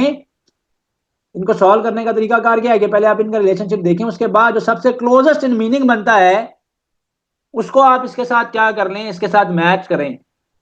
Man robot, original counterfeit, true sham, brain computer, और नीचे मेरे पास क्या चॉइस है, चॉइसेस में सारे देखा करें, object image. Man robot, robot basically क्या करता है, हमें मिमिक करता है ना। आजकल तो वैसे रोबोटिक्स में बहुत ज्यादा काम चल रहा है। कल परसों भी वो कोई वीडियो में देख रहा था जिसमें वो एक रोबोट आउट ऑफ कंट्रोल होने के बाद लोगों को हिट कर रहा था। तो basically they are there to mimic human task, right. For example किसी ऑटोमोबाइल प्लांट के अंदर एक रोबोट है, रोबोटिक आर्म है जिसका काम पेंट करना है, तो उसने इंसान के काम को रिप्लेस कर लिया। मैन रोबोट, ब्रेन कंप्यूटर, तो ब्रेन तो ह्यूमंस में होता है ना, उसकी जगह पे हम किसको यूज कर रहे हैं, अपने दिमाग की जगह पे कंप्यूटर को टास्क दे रहे हैं काम में, तो ब्रेन कंप्यूटर बनेगा यहाँ पे। इलनेस क्योर, दोनों एक दूसरे का ऑपोजिट है, रिलेशनशिप देखते साथ पता चल गया हमें। इलनेस बीमारी है और उस बीमारी का इलाज करवाया जाता है, यानी ऑपोजिट ना भी हम इसको कहें तो हम क्या कहेंगे इसको कि इलनेस क्योर जो है, इलनेस रिजॉल्व होती है, खत्म होती है बाय क्योर। ग्रीफ खत्म होती है कॉन्सोलेशन से, कॉन्सोलेशन का मतलब होता है किसी के दुख को बांटना। Grief is used by consolation. Architect blue print, architect जो अर्ली एक डिजाइन बनाते हैं किसी भी चीज का, किसी भी बिल्डिंग का, किसी भी प्रोजेक्ट का, उसको ब्लू प्रिंट कहा जाता है। बेकर तो बेक करता है केक को, नो डाउट, ठीक है। इसका क्या हो जाएगा, इसका हो जाएगा कंपोजर स्कोर। जैसे ब्लूप्रिंट को architect as a guide use करेगा कंप्लीट लेआउट बनाने के लिए, इसी तरीके से कंपोजर जो है पहले क्या करते हैं, एक म्यूजिकल स्कोर क्रिएट करते हैं, एक रफ सा उसका ड्राफ्ट क्रिएट करते हैं, उसको कहा जाता है। जैसे यहां पर एक प्रिलिमिनरी ड्राफ्ट है आर्किटेक्ट के पास, ब्लूप्रिंट। फिश स्कूल, अब रिलेशनशिप यहां पर क्या है, एक सिंगुलर है और दूसरा उसका ग्रुप है। ग्रुप ऑफ फिशेस को, ग्रुप ऑफ फिश को स्कूल कहा जाता है। फिशेस तो खैर in a different sense word use होता है, वैसे फिश का प्लूरल फिश ही है। तो ग्रुप ऑफ फिश को स्कूल कहा जाता है, ठीक है। तो वुल्फ के ग्रुप को क्या कहा जाता है, पैक कहा जाता है। तो फर्स्ट ऑप्शन इज करेक्ट। अगले इनकरेक्ट है भाई, काओ का ग्रुप जो होता है वो हर्ड कहलाता है, फार्म थोड़ी है। लाइन का ग्रुप प्राइड कहलाता है, बर्ड का फ्लॉक होता है। तो ये सारे मैच नहीं करते। Soldier regiment, now soldier belong to some regiment, soldier singular है, अगेन रेजिमेंट ज्यादा सोल्जर्स का ग्रुप है। तो इसका आंसर क्या हो जाएगा, स्टार कॉन्स्टिलेशन। एक स्टार, स्टार होता है ग्रुप ऑफ स्टार्स, कॉन्स्टिलेशन होता है। ग्रुप ऑफ स्टार्स को क्या कहते हैं, ग्रुप ऑफ स्टार्स को कॉन्स्टिलेशन कहते हैं। लाइट डार्कनेस, नेक्स्ट है लाइट डार्कनेस। डायरेक्ट एंटोनिम्स हैं एक दूसरे के, तो डायरेक्ट एंटोनिम्स ढूंढें, पहला ही आंसर बन जाता है heat and cold, direct antonyms है, डायरेक्ट एंटोनिम्स है। स्कैल्पल सर्जन, स्कैल्पल को सर्जन यूज करता है to make incision, to make cut, एक टूल है जो कि उसको हेल्प आउट कर रहा है ड्यूरिंग सर्जरी, ठीक है। कैनवस आर्टिस्ट, नो डाउट एक आर्टिस्ट कैनवस के ऊपर ड्रॉ करता है painting, but chisel sculptor is a better option. Why, chisel is a tool which is use to carve stones. Sculpture उसको कहते हैं, स्कल्पटर उसको कहते हैं जो कि क्या करता है, स्कल्पटर वो शख्स होता है जो कि क्या करता है, जो कि स्कल्पचर्स बनाता है, मुजस्मे तराशता है, तो चाइजल को वो यूज करता है। तो ज्यादा क्लोजर चॉइस है, ये बड़ी कॉमन एनोलॉजी है, बहुत दफा एग्जाम में रिपीटेडली आती रही है, ऑन एंड ऑफ आती रही है। थर्स्ट ड्रिंक, प्यास लगती है तो उसको रेक्टिफाई करने के लिए, उसको पैसिफाई करने के लिए क्या करते हैं हम लोग, पानी पीते हैं। उसका रिस्पॉन्स है फटीग, स्लीप। यस, यस, ये उसका रिस्पॉन्स है। जब आप थक जाते हैं, फटीग मींस टायर्डनेस, आपको क्या होता है, नींद आ जाती है। हंगर फास्ट नहीं है, हंगर और फास्ट तो सिमिलर में आ गए ना, उसका इफेक्ट नहीं है। तो this is a better choice. Sun burn, yes, sunlight पड़ेगा किसी को ज्यादा तो स्किन बर्न्स हो सकते हैं, हेल्थ के लिए मेडिसिन। लेकिन क्योंकि बॉडीली चीज की बात हो रही है कि इंसानी जिस्म को या किसी भी लिविंग थिंग को प्यास लगती है जब तो वो पानी पीता है, उसका इफेक्ट क्या है कि उसको ड्रिंक करना पड़ता है, कोई लिक्विड इनटेक करनी पड़ती है बॉडी में। फटीग की वजह से फिर इसी तरीके से हमें क्या होती है, थकन की वजह से हमें नींद आती है। एक्सपैंड, कॉन्ट्रैक्ट, ऑपोजिट है एक दूसरे के। एक्सपैंड का मतलब है बढ़ना, इंक्रीज होना, कॉन्ट्रैक्ट का मतलब है किसी चीज का श्रिंक होना। तो पहला ऑप्शन मुझे तो करेक्ट लग रहा है, मॉडर्न एशियंट। ठीक है, देखने में तो ऐसे लग रहा है कि ऑपोजिट है, और आपने करना भी यही है, पेपर में जल्दी में इसको आंसर मार कर देना। नहीं, मैंने कहा है कि हमेशा एक नजर बाकी सारी चॉइसेस पर रखा करें। वैक्स और वेन जो है ना, ये भी ऑपोजिट है एक दूसरे का। सिर्फ एग्जामिनर ने कंफ्यूजन के लिए ऐसे वर्ड यूज किए कि आपको पता चले। वैक्स का मतलब होता है किसी चीज का एक्सपैंड होना, ग्रो होना, इंक्रीज होना, इंक्रीज होना, इंक्रीज, इंक्रीज होना। ठीक है, जबकि वेन का मतलब क्या है, किसी चीज का डिक्रीज हो जाना, श्रिंक हो जाना। तो ये बिल्कुल उसी एग्जैक्ट पैटर्न के ऊपर है। तो ये आंसर आ जाएगा। Enlighten, confuse. एनलाइटन का मतलब क्या है, जिसके पास नॉलेज है, जो अपने नॉलेज से किसी को एनलाइटन करता है। कंफ्यूज, जो कि कंफ्यूजन का शिकार है। ऑपोजिट है ना ये एक दूसरे के। ठीक है, एजुकेट, इंस्ट्रक्ट, एजुकेशन, एजुकेट जब आप कहते हैं किसी को आप इंस्ट्रक्ट करते हैं, इंस्ट्रक्शन दे रहे हैं, तो ये वो सेंस नहीं बन रही, ऑपोजिट नहीं बन रही, ये नहीं बन रहा। Liberate and slave, yes, this is the right choice. Liberate का मतलब होता है फ्रीडम, लिबर्टी, आजादी। एनस्लेव यानी कैद कर लेना। तो ये आंसर बनेगा हमारे पास यहाँ पर।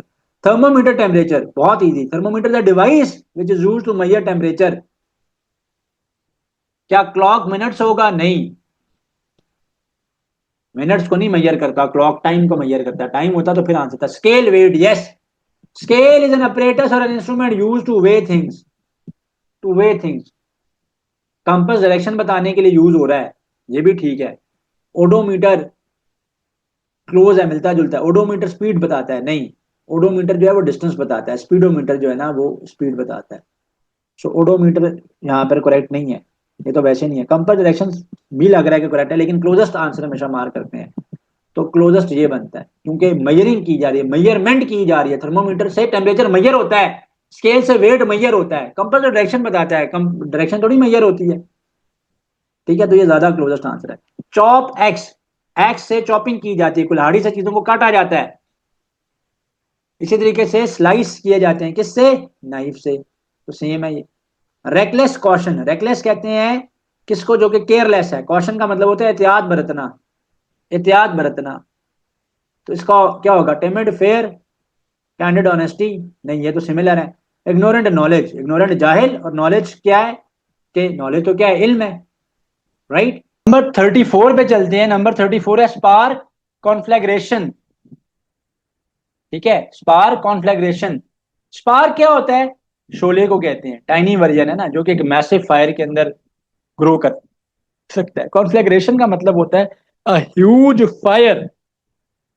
कॉन्फ्लैग्रेशन का मतलब क्या होता है? A huge fire. तो इसका ऑपोजिट क्या, मतलब ऑपोजिट तो नहीं कहेंगे, लेकिन इंटेंसिटी इंक्रीज हो रही है ना। इसकी इंटेंसिटी क्या हो रही है? बहुत ज्यादा मैसिवली क्या हो रही है? इंटेंसिटी इसकी मैसिवली जो है वो इंक्रीज हो रही है। स्पार्क कॉन्फ्लैग्रेशन, स्पार्क टाइनी है साइज वाइज, कॉन्फ्लैग्रेशन बड़ा है। तो ड्रिजल डाउनपोर इसका आंसर तो लग रहा है, लेकिन सारी चॉइसेस दे देते हैं। मैच, स्मोक नहीं, विंड, काइट नहीं, आइस, ग्लेशियर कह सकते हैं, थोड़ी है ग्लेशियर ज्यादा, लेकिन ये ज्यादा रेलेवेंट है, क्योंकि एक हल्की सी जो बारिश है वो ड्रिजल है, और बहुत ज्यादा शदीद किस्म की बारिश हो रही है तो उसको कहते हैं डाउन पोर। पोइट स्टैंजा, पोइट क्या करता है, पोइट्री लिखता है, स्टैंजा होता है। पोइट यानी बेसिकली स्टैंजा लिख रहा होता है, एक काम है जो वो कर रहा है। म्यूजिशियंस नोट्स बनाते हैं, कह सकते हैं। प्ले राइट एक्ट, ये ज्यादा बेहतर है, ये ज्यादा बेहतर है, क्योंकि स्टैंजा उसका एक पार्ट है, उसकी पोएम का एक पार्ट है। इसी तरीके से एक्ट जो है उसके प्ले का कोई एक सीन है, कोई एक पार्ट है। आगे चलेंगे जी, पेपर पैटर्न में अब हमारे पास आ गए हैं कॉम्प्रीहेंशंस। तो कॉम्प्रीहेंशंस के पैराग्राफ्स आ गए, कॉम्प्रीहेंशंस के पैराग्राफ्स की अब हम लोग प्रैक्टिस कर लेते हैं। तो इस प्रैक्टिस सेशन में, इसमें मैंने कंप्लीट जो है ना, वो जितने भी इंग्रेडिएंट्स आप कहेंगे या जितने भी आपके पार्ट्स बनते हैं, आपके टेस्ट के अंदर बनते हैं, आर्टिकल्स हैं, वो सारे के सारे मैंने रिवाइज करवा दिए हैं। इसलिए तो पैसेज वन है, पैसेज को कैसे सॉल्व करना है। पैसेजेस को सॉल्व करने का तरीकाकार ये है कि आप सबसे पहले क्या करें, पैसेज को रीड आउट करें, बड़ा थॉरली, बड़ा डिटेल्ड उसका एनालिसिस करें, फिर क्वेश्चंस के आप आंसर दें। एल्स आप पहले चाहें तो क्वेश्चन भी पढ़ सकते हैं, ठीक है, लेकिन समटाइम्स उसका उतना एडवांटेज निकलता नहीं है, टाइम ज़ाया होता है। पेपर में टाइम बड़ा मैटर करता है। The concept of green architecture has gained significant momentum in recent years. कह रहे ग्रीन आर्किटेक्चर का जो कॉन्सेप्ट है, इसने रिसेंट ईयर्स में बहुत ज्यादा सिग्निफिकेंस हासिल की है। मोमेंटम यानी स्पीड गेन की है। वैसे तो मोमेंटम होता है ना, क्वांटिटी ऑफ मोशन, यहाँ पर ये हो रहा है कि स्पीड गेन की है उसने, बड़ा पॉपुलर हुआ है यानी। Unlike traditional construction, which focuses primarily on cost and utility, green architecture prioritizes environmental sustainability. This involves using eco-friendly materials, maximizing natural light to reduce electricity usage, and implementing water recycling systems. ठीक है, वो कह रहा है कि आम construction की निस्बत जो ग्रीन आर्किटेक्चर है वो इस चीज पे फोकस करता है। किस चीज पे फोकस करता है? प्राइमरीली वो फोकस करता है ऑन द कॉस्ट, यानी on the price and utility. Green architecture जो है वो प्रायोरिटाइज करता है इन्वायरमेंटल सस्टेनेबिलिटी को, यानी इन्वायरमेंट को मेंटेन रखने को, और उसमें इको फ्रेंडली यानी इन्वायरमेंटली फ्रेंडली मटेरियल्स को जो है इस्तेमाल किया जाता है। नेचुरल लाइट से ज़्यादा यूज किया जाता है ताकि आपकी एनर्जी जो है सस्टेन रहे, ठीक है। क्रिटिक्स, क्रिटिक्स यानी जो उस पर क्रिटिसिज्म करते हैं, वो आर्ग्यू करते हैं, वो डिबेट करते हैं that initial cost are prohibitive, यानी इनिशियल कॉस्ट जो है ना वो उसकी बहुत ज़्यादा चली जाती हैं। But proponents suggest that long term savings in energy bills and the reduction in carbon footprint make it pragmatic choice for future। तो एक कह रहे हैं कि क्रिटिक्स जो हैं वो आर्ग्यू करते हैं कि जो उसकी इनिशियल कॉस्ट है उनको अवॉइड नहीं किया जा सकता। प्रोहिबिशन का मतलब, प्रोहिबिट का मतलब to avoid, prohibit to stop, यानी कहना वो चाह रहे हैं, आर्ग्यू करते हैं कि जो उसकी इनिशियल कॉस्ट है वो बहुत ज्यादा है, वो अनस्टॉपेबल है। लेकिन जो उसके सपोर्टर्स हैं, प्रोपोनेंट्स कहते हैं सपोर्टर्स को, जो इस ग्रीन आर्किटेक्चर के सपोर्टर्स हैं, वो कहते हैं कि भाई ठीक है अगर इनिशियल कॉस्ट ज्यादा है, लेकिन ऑन द लॉन्गर टर्म आपकी सेविंग भी तो है एनर्जी बिल्स के ऊपर, और ये बड़ी एक प्रैग्मेटिक चॉइस है for future. Pragmatic means practical, pragmatic means practical choice है, प्रैक्टिकल चॉइस है। प्रैग्मेटिक मींस प्रैक्टिकल चॉइस है, राइट। सो प्रैग्मेटिक मींस प्रैक्टिकल। तो क्योंकि पहला ही क्वेश्चन ये था कि प्रैग्मेटिक का मीनिंग बताएं, तो मैंने इसलिए इसको कह दिया प्रैग्मेटिक मींस प्रैक्टिकल, यानी जो चीज इंप्लीमेंटेबल है, जो इन रियलिटी हो सकती है, आइडियल नहीं है, सिर्फ थ्योरेटिकली एग्जिस्ट नहीं करती है बल्कि प्रैक्टिकली भी एग्जिस्ट करती है। According to the passage the traditional construction focuses on, traditional construction किसके ऊपर फोकस करती है? सस्टेनेबिलिटी एंड रिसाइकलिंग पे नहीं, वो तो ग्रीन आर्किटेक्चर कर रहा है कॉस्ट एंड यूटिलिटी पे, ठीक है। ये मेंशन था कि ट्रेडिशनल कंस्ट्रक्शन फोकस करती है primarily on cost and utility, मैंने हाईलाइट भी किया हुआ है। तो राइट आंसर ये है। तो पैराग्राफ में डायरेक्ट क्वेश्चन हो या इनडायरेक्ट क्वेश्चन हो या कंटेक्चुअल मीनिंग में क्वेश्चन को पूछा गया हो, अगर आप पैराग्राफ को कंप्लीटली और थॉरली रेड करेंगे एंड ड्यूरिंग योर रीडिंग आप उसको रीड करते हुए अगर आप उसको समझ लेंगे तो फिर आप full on full marks comprehension के क्वेश्चन में ले सकते हैं। The word prohibitive suggest that the cost are extremely high. इसके ऊपर तो मैंने बड़ी डिबेट की है कि उन्होंने कहा कि भाई ये जो कॉस्ट है वो तो बहुत ज्यादा हाई है, वो तो हमें बहुत ज्यादा हाई कॉस्ट पड़ेगा। आगे चलते हैं। The primary goal of green architecture is, main जो गोल है, जो प्राइमरी ऑब्जेक्टिव है ग्रीन आर्किटेक्चर का, वो क्या है? To reduce the cost of building materials, no. To focus solely on aesthetic design, यानी सिर्फ खूबसूरती पे फोकस करना नहीं, उसका फोकस है इन्वायरमेंटल सस्टेनेबिलिटी को उसने प्रायोरिटाइज किया है, priority of the environmental sustainability और रिसाइक्लेबल मटेरियल को यूज किया जाए। पैसेज 2 है, एक और प्रैक्टिस पैसेज है, इसको भी क्विकली कर लेते हैं। The deep ocean biosphere long considered completely sterile due to the absence of sunlight and extreme atmospheric pressure surprised researchers with the discovery of hydrothermal vents। कह रहे जो डीप ओशन बायोस्फीयर है, बायोस्फीयर मींस जैसे हमारे atmosphere का part है, biosphere जो है डीप ओशन के अंदर जो लिविंग ऑर्गेनिजम्स रह रहे हैं वो जो उसका पार्ट है, ठीक है, वो कहलाता है बायोस्फीयर, जो डीप ओशन का जो उसकी डेप्थ पे है, ठीक है। स्टेराइल एक एडजेक्टिव है और इसका मीनिंग बनता है to stop something to spread, ठीक है, यानी वो बची हुई है सनलाइट से, वो कहना चाह रहे हैं। जिस स्टेराइल इंस्ट्रूमेंट्स को स्टेराइल किया जाता है पहले, यूज करने से पहले जो बार्बर्स होते हैं वो उसको स्टेराइल करते हैं ताकि किसी को कट लग जाए तो उसको कोई डिजीज स्प्रेड ना करे। इसी तरह सर्जन भी यूज करते हैं ऑपरेशन से पहले, सर्जरी से पहले, ठीक है। तो प्रिवेंट करना, किसी चीज से दूर रहना, ठीक है। Deep ocean biosphere long complete sterile due to absence of sunlight and extreme atmospheric pressure surprise researchers with discovery of hydrothermal vents. लेकिन उसने रिसर्चर्स को सरप्राइज किया क्योंकि वहां पर डिस्कवर हुए हैं क्या, hydrothermal vents. Hydro means water, thermal means heat, went means entrances. Hydrothermal vents नामी कोई चीज वहां पर डिस्कवर हुई है। अच्छा, पेपर में ऐसा होगा कि कोई चीज आपको समझ नहीं आ रहा होगा, जिसमें आप किसी को अगर नहीं पता कि हाइड्रोथर्मल वेंट्स क्या है, तो बीच में एक ऐसा वर्ड आ जाता है तो आप आगे चलें, पहले उसी के ऊपर आप परेशान ना हो जाएं। These vents spew mineral rich superheated water from beneath the earth crust. अब वही इसने खुद ही आगे एक्सप्लेन कर दिया, उसने कहा कि इन वेंट्स का क्या काम है कि वो सुपरहीटेड वाटर जो है ना जमीन के नीचे से निकालते हैं और टेम्परेचर मेंटेन रखते हैं डीप ओशन में। Instead of relying on photosynthesis the ecosystem surrounding these vents rely on chemosynthesis. वो कह रहा है कि फोटोसिंथेसिस के बजाय जो यहाँ पर रहने वाले इकोसिस्टम, जहाँ पे पाए जाने जो इकोसिस्टम है, वो केमोसिंथेसिस के ऊपर जो है वो चलते हैं। अब केमोसिंथेसिस क्या, अगर किसी को नहीं पता तो अगेन वो भी उसने आगे मेंशन किया हुआ होगा। फोटोसिंथेसिस में लाइट से एनर्जी बनाई जाती है, प्लांट्स में यही काम होता है। केमोसिंथेसिस में केमिकल से एनर्जी बनाई जाती है, डिफरेंट बैक्टीरियाज वगैरह, जैसे उसने आगे जिक्र किया। Bacteria oxidise toxic hydrogen sulphide, यानी बैक्टीरिया जो है वो हाइड्रोजन सल्फाइड को ऑक्सीडाइज करते हैं to produce organic matter forming the foundation of unique food web that supports complex organisms like giant tube worms and blind shrimp. कह रहा है कि बैक्टीरिया है वहां पे पाए जाते हैं जो हाइड्रोजन सल्फाइड को ऑक्सीडाइज करते हैं और ऐसा मटेरियल बनाते हैं कि जिसकी वजह से कॉम्प्लेक्स ऑर्गेनिज्म जो है वो उस फूड के ऊपर सरवाइव कर सकते हैं, वो उस फूड के ऊपर रिलाय करते हैं, उस फूड के ऊपर सरवाइव करते हैं। अब इस पैराग्राफ से क्वेश्चन नंबर 40 है, कह रहे which of the following best states the main idea of the passage. कौन सी बात main idea of the passage को बेस्ट स्टेट कर रही है। Photosynthesis the only way to support life, no. उसने ये तो नहीं कहा कि सिर्फ photosynthesis is the best way to support life, उसने ये बात तो नहीं की है। Hydrothermal vents make deep sea exploration too dangerous, नहीं, उसने ये भी नहीं कहा कि उनकी वजह से डेंजरस है काम। उसने कहा deep ocean ecosystem can thrive without sunlight via chemosynthesis, yes.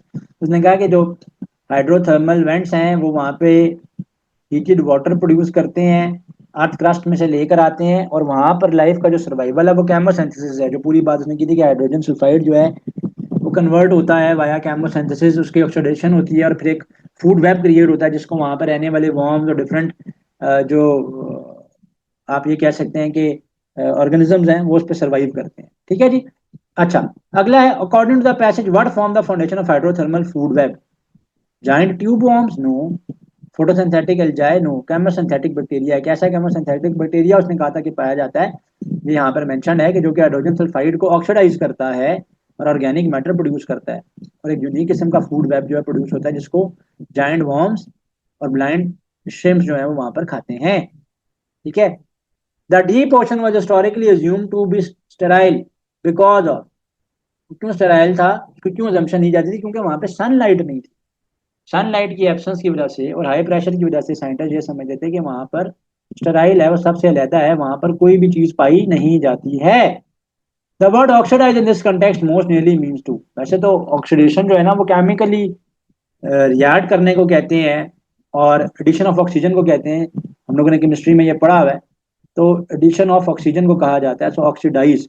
तो अगर कुछ ऐसा वर्ड आ जाता है और आपको केमिस्ट्री नहीं आती है तो फिर केमिकल ऑक्सीडाइज ऑक्सीजन से निकला है, सो केमिकली रिएक्ट विद ऑक्सीजन। वैसे तो चॉइस ए लग रहा है लेकिन अगली चॉइस को देख लेते हैं।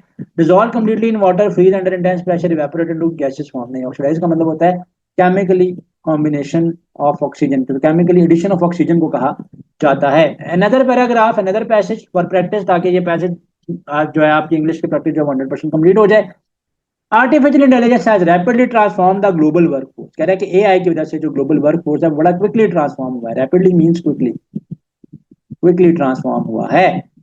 While automation has significantly increased efficiency in manufacturing and data entry, it has concurrently sparked widespread anxiety regarding job displacement। कह रहा है कि ऑटोमेशन की वजह से although जो एफिशिएंसी यानी काम करने की जो स्पीड है मैन्युफैक्चरिंग की, डाटा एंट्री की, वो बड़ी इंक्रीज हो गई है, लेकिन on the same hand concurrently है, लेकिन इसके साथ साथ एक डिबेट भी स्पार्क हो गई है, एक टेंशन क्रिएट हो गई है जॉब डिस्प्लेसमेंट की, कि लोगों की जॉब जा सकती हैं। Economists suggest that while low-skill repetitive jobs are vulnerable to elimination, AI will simultaneously generate a demand for high-skill roles in software development, data analysis and machine management। कह रहा है कि एक्सपर्ट्स कहते हैं कि साइमल्टेनियसली जनरेट करेगा, ठीक है, जॉब्स को साथ साथ। और जो ठीक है कुछ जॉब चली जाएंगी लेकिन वो साथ साथ सॉफ्टवेयर डेवलपमेंट, डेटा एनालिसिस, ठीक है, मशीन मैनेजमेंट, इनको इनके ऊपर जो है इनके लिए बहुत ज्यादा अपॉर्चुनिटीज क्रिएट करेगा। The ultimate, ultimate means final, ultimate का मतलब क्या होता है, फाइनल। इम्पैक्ट, इम्पैक्ट कहते हैं असर को। Will heavily depend on how effectively education system adapt to retain workers, ठीक है, adapt to retain workers. Impact will heavily depend on how effectively educational system adapt to retrain retrain workers. कैसे वो लोग जो है वो जो एआई को अडैप्ट करेंगे, एजुकेशन सिस्टम को अडैप्ट करेंगे, तो रीट्रेन वर्कर्स, अपने वर्कर्स को फिर उसी के मुताबिक वो क्या करेंगे, उनकी ट्रेनिंग करेंगे।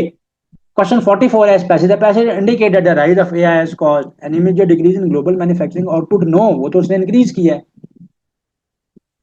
Widespread concern about jobs being lost to machines. Yes, ये एक बात है कि भाई एक कंसर्न क्रिएट हुआ है, और वो कंसर्न क्या है कि लोग अपनी जॉब्स जो है वो खो बैठेंगे इन मशीन की वजह से, इन एआई सिस्टम की वजह से। तो author implies that future workforce will need to abandon technology completely. No, abandon थोड़ी करना है उसने, अडेप्ट करना है टेक्नोलॉजी को। तो उसने तो ये कहा है फोकस ऑन एक्सक्लूसिवली, यानी सिर्फ और सिर्फ फोकस किया जाए manual manufacturing task. No, undergo retraining through updated educational system. Yes, अपने आप को रीट्रेन करना पड़ेगा और उन सिस्टम्स को, उन एआई सिस्टम्स को एम्ब्रेस करना पड़ेगा। The word concurrently as used in the passage means, concurrently का मतलब होता है एट द सेम टाइम। मैंने ऊपर बता भी दिया था इसका meaning. So concurrently means at the same time, यानी इसके साथ साथ, at the same time. Which type of jobs are categorised as most vulnerable to AI automation. कौन सी जॉब जो है वो एआई ऑटोमेशन के ज्यादा उनको नुकसान पहुंचने का खदशा है। यानी वल्नरेबल का मतलब है कि वो उससे इफेक्ट होंगी, यानी वो एक्सपोज है। वल्नरेबल टू एआई ऑटोमेशन, कौन सी job, creative and philosophical rules नहीं, क्रिएटिविटी की तो डिमांड रहेगी। ये तो अगर मैं वैसे भी आपको इन जनरल बात करूंगा, बहुत स्टूडेंट्स आप में से कंप्यूटर साइंस की फील्ड में अप्लाई कर रहे होते हैं, तो क्या है कि जैसे पुराने जमाने में क्या था कि अर्बनाइज होना का शौक था सबको, कि भी रूरल लाइफ छोड़ के अर्बन चीजों की तरफ आना है, ठीक है। फिर अब एक सडन डिमांड होगी ऑर्गेनिक फूड की। सिमिलरली फ्यूचर में एआई आपका काम तो आसान करेगा, लेकिन फ्यूचर में जो ओरिजिनल कंटेंट होगा, जो क्रिएटिव कंटेंट होगा, जो खुद से बनाया हुआ कंटेंट होगा without the help of AI, या जो जिसमें थिंकिंग प्रोसेस यानी फिलोसफी इन्वॉल्व होगी, उसकी डिमांड भी ज्यादा बढ़ जाएगी, वो भी एक डिमांड बढ़ेगी, ठीक है। बहरहाल वापस आते हैं क्वेश्चन की तरफ। वो तो एक बात मैंने कर ली general. Which types of jobs are categorised as most vulnerable, यानी दे आर मोस्ट वल्नरेबल के लोग जो है वो जॉब लूज कर सकते हैं। उसमें हमारे पास जो लो स्किल रेपिटेटिव टास्क हैं, क्योंकि एआई को अगर आप एक दफा एआई मॉडल को ट्रेन कर दें तो उसको जो आप रेपिटेटिव टास्क देंगे वो खुद ही करता रहता है। तो high skill software management rule तो वो क्रिएट कर रहा है ना, वो तो क्रिएट कर रहा है। क्रिएटिव राइटिंग तो क्रिएटिविटी तो डिमांड रहेगी। एडवांस इकोनॉमिक कंसल्टिंग रूल्स नहीं, लो स्किल रेपिटेटिव रूल्स जो है उनको रिपीट करेगा। The tone of the passage can be described as alarmed and defensive. क्या इसकी टोन, ये अक्सर आ जाता है क्वेश्चन कि टोन ऑफ द पैसेज बताएं। अलार्म्ड एंड डिफेंसिव है, नो। ऑब्जेक्टिव एंड एनालिटिकल है, यस, क्योंकि ऑथर बड़ा न्यूट्रल रहा है, उसने कंप्लीट एनालिसिस किया है, उसने उसके प्रॉस भी बताए, उसने उसके कॉन्स भी बताए, यानी उसने उसके फायदे भी बताए हैं, उसने उसके नुकसानात भी बताए हैं। तो दोनों चीजों के ऊपर बड़ा बैलेंस उसने जो है ना वो राइटिंग अपनी की है। According to the passage what increases efficiency in data entry, automation via AI, ये चीज उसने मेंशन की हुई थी पैराग्राफ में कि यहाँ पर ये मेंशन था कि जो लो स्किल रेपिटेटिव जॉब्स हैं वो तो एलिमिनेट हो जाएंगी और एआई डिमांड क्रिएट करेगा सॉफ्टवेयर डेवलपमेंट और इस तरह की चीज़ों के लिए। ठीक है। और ऑटोमेशन की वजह से क्या होगा कि एफिशिएंसी बढ़ गई है, किसमें, मैन्युफैक्चरिंग में भी बढ़ी है और डेटा एंट्री में भी बढ़ी है। ये बात यहाँ पर मेंशन, ये बात ऑलरेडी मेंशन है, उसमें की हुई है। ऑटोमेशन वाया एआई से वो इफेक्ट होगा। The ultimate impact of AI on the work force primarily depends on, तो अल्टीमेट इम्पैक्ट है एआई का वो किस पर डिपेंड करता है, on manufacturing equipment seats, no. वो इस चीज पर डिपेंड करता है कि हम उसको कैसे अडेप्ट करते हैं और रीट्रेन करते हैं अपने वर्कर्स को। ये बात की है उसने लास्ट लाइन में। ठीक है, और उसको हमने ऊपर डिस्कस भी किया है। The ultimate impact will heavily dependent on how educational उसको रीट्रेन करते हैं। आते हैं जी अब सिनोनिम्स और एंटोनिम्स पे, याद रखिएगा पेपर में डायरेक्टली भी सिनोनिम्स और एंटोनिम्स आ जाते हैं, यानी एक वर्ड गिवन होगा और आपको कहेगा एग्जामिनर कि भाई इसका एंटोनिम बताएं या इसका सिनोनिम बताएं। और समटाइम्स क्या होगा कि आपके पास वो कंटेक्चुअल मीनिंग में भी आ जाएंगे। तो मैंने दोनों में इनको ऐड किया हुआ है, दोनों में इनको शामिल किया हुआ है। इनको देखते हैं, कह रहे हैं choose the word closest in meaning to the capitalised word battery. Battery का मतलब क्या होता है? बैटरी का मतलब होता है कि वैसे तो फिजिकल असॉल्ट को कहते हैं, ठीक है ना, फिजिकल असॉल्ट को कहते हैं, किसी को अटैक करने को कहते हैं, किसी को अटैक करने को कहते हैं बैटरी। ठीक है, राइट। सो किसी को असॉल्ट करना, किसी को अटैक करना, तो बैटरी, यानी कोई शख्स किसी को मारने के लिए दौड़ता है तो असॉल्ट कहेंगे हम उसको। ठीक है, उसको आप कहेंगे। अच्छा, सेट ऑफ सिमिलर थिंग्स को भी बैटरी कहा जाता है। वैसे तो बैटरी एम्बुश अटैक के मीनिंग में आ जाता है, लेकिन ये असॉल्ट की मीनिंग में, और वो भी यूज होता है in the legal terminology, law की लैंग्वेज। तो वैसे तो यहाँ पे ग्रुप जो है वो भी इसका बेहतर आंसर है। तो बैटरी का आंसर क्या है? ग्रुप। वैसे तो ज्यादा ही क्लोज चॉइसेस इसके अंदर मैंने ऐड कर दी हैं, लेकिन पेपर में ऐसा नहीं होगा, क्लियर चॉइस होगी। अबैंडन, अबैंडन का मतलब है किसी चीज को छोड़ देना, डिजर्टेड, खाली पड़ी हुई है। To leave behind, to leave behind, to leave behind, to leave behind, किसी चीज को लेफ्ट कर देना, छोड़ देना, डिजर्ट कर देना, खाली पड़ा हुआ, एम्प्टी पड़ा हुआ, वेकेंट है। Candid, candid means straight forward, honest, जो चीज है वो उसको एज इट इज दिखाया गया है, as it is. Frank, frank भी इसका, फ्रैंकली, कैंडिडली, फ्रैंकली, इसका आंसर बनता है। मेटिकुलस, मेटिकुलस का मतलब क्या होता है? मेटिकुलस का मतलब होता है कोई काम बड़ा केयरफुल होकर करना। ऊपर मैंने आपको बताया भी था, कहीं पे यूज हो रहा था मेटिकुलस, केयरफुली कोई काम करना, बड़ा प्रिसाइज होकर कोई काम करना, meticulous, precisely, precisely, precise, meticulous means precise, clear. Lethargic, slow, sluggish, ठीक है, lacking energy, lacking energy, tired भी लेथार्जिक के मीनिंग में यूज होता है। लेजी या स्लो को भी कहते हैं स्लगिश, स्लगिश का भी यही मीनिंग है। Transient, transient means changing, so if a thing is changing so it will be temporary, it will not be permanent, temporary. तो मीनिंग क्या बनेगा इसका? टेम्परेरी, ट्रांजिएंट, चेंजिंग, यानी जिसमें चेंज आएगा। ये भी टेम्परेरी है। प्लेसेट, सो प्लेसेट का मतलब होता है किसी को पैसिफाई करने की कोशिश करना है। इसका सिमिलर वर्ड मैंने कहीं ऊपर किसी सेंटेंस में यूज किया था। तो pacify, pacify to reduce, to reduce, to lessen something, to reduce और टू लेसन, किसी चीज को डिक्रीज करना, सूद करना, किसी किसी मसले को कम, किसी चीज की इंटेंसिटी को रिड्यूस करना। कॉजेंट या कॉगेंट, ठीक है, कॉगेंट मींस कन्विंसिंग। कॉगेंट आर्गुमेंट, ऐसे आर्गुमेंट को कहा जाता है, कहते हैं ना कि इस आर्गुमेंट विज कॉगेंट, यानी उसका आर्गुमेंट बड़ा कन्विंसिंग था, क्लियर था, लॉजिकल था। फ्रूगल, फ्रूगल मींस इकोनॉमिकल, मतलब होता है इसका इकोनॉमिकल, वेस्टफुल तो नहीं होगा, वेस्टफुल का एंटोनिम बन सकता है। एक्स्ट्रावेगेंट नो, एक्स्ट्रावेगेंट तो क्या होगा, जरूरत से ज्यादा जो अखराजात कर दिए, खर्चे कर दिए। Economical, frugal means economical. Audacious, audacious means somebody who is very bold, who is fearless, fearless, who is brave। यहां पर मीनिंग बनेगा बोल्ड। अब आगे एंटोनिम। अच्छा, पेपर में ना क्या होता है कि ऊपर एकदम सिनोनिम पूछा हुआ होगा, साथ ही नीचे वाले वर्ड का एंटोनिम पूछ लेंगे। तो वहां पर देख के करना है कि कहां पर सिनोनिम पूछा गया, सिनोनिम मार करना है, कहां पर एंटोनिम पूछा गया, आपने एंटोनिम मार करना है। वर्ड, फर्स्ट वर्ड है एंटोनिम्स का, 61 नंबर है, कॉविटस। कॉविटस कहते हैं ऐसे बंदे को जो कि बहुत ज्यादा लालची है, पैसे कमाने के का लालच है जिसको, ग्रीडी है, ग्रीडी है जो। तो इसका ऑपोजिट क्या हो जाएगा, जनरस। जनरस होता है kind hearted, somebody who likes to spend on others, ठीक है। ट्रिबुलेंट, ट्रिबुलेंट कहते हैं डिस्टर्बेंस को, डिस्टर्बेंस को, ट्रिबुलेंट, डिस्टर्बेंस। स्ट्रॉन्ग, वायलेंट को भी कहते हैं। ट्रिबुलेंट स्टॉर्म, ट्रिबुलेंट स्टॉर्म का मतलब है कि एक बड़ा स्ट्रॉन्ग किस्म का स्टॉर्म आया था, वायलेंट किस्म का स्टॉर्म स्टॉर्म आया था। उसका ऑपोजिट क्या हो जाएगा, काम। This is easy. Obscure, obscure का मतलब होता है something which is unclear, which is hidden, जिसमें भी क्लैरिटी नहीं है कि वो चीज होगी कि नहीं होगी, वो काम होगा कि नहीं होगा। Obscure, obscure. तो इसका मतलब क्या है, यानी अनक्लियर।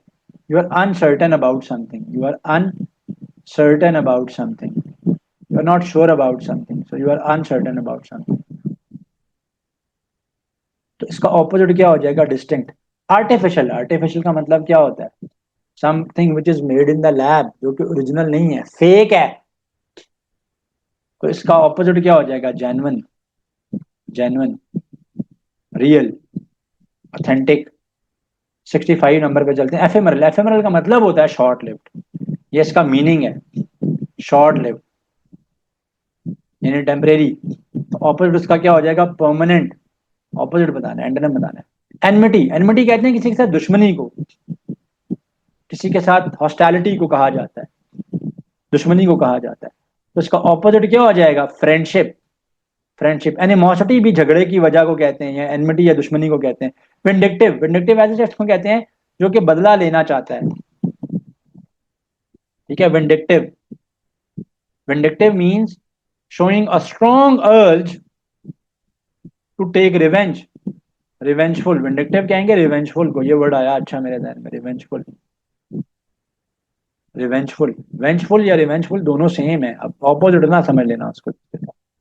फॉरगिविंग होगा इसका, फॉरगिविंग यानी माफ कर देना। Zenith, zenith means the highest point, the highest point, the highest point, the peak of something.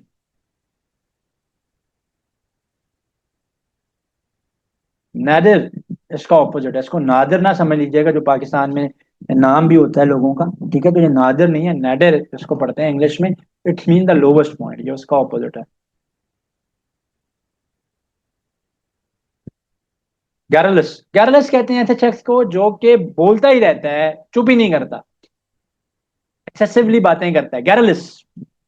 टैकीटर्न, टैकीटर्न जो है, ऐसे शख्स को कहते हैं जो बड़ा रिजर्व होता है, जो बड़ा रिजर्व होता है, इंट्रोवर्ट होता है, ज्यादा बात नहीं करता, सबसे घुलता मिलता नहीं है इतना इजीली। कॉम्प्लीमेंट, कॉम्प्लीमेंट का मतलब क्या होता है, किसी को प्रेज करना, किसी की तारीफ करना। फ्लैटर, जब किसी की कोई तारीफ करते हैं तो ज्यादा उसको खुशी मिलती है, फ्लैटर्ड। इंसल्ट ऑपोजिट है ना उसका, बेइज्जती है। ठीक है, तो उसका एंटोनिम आ गया।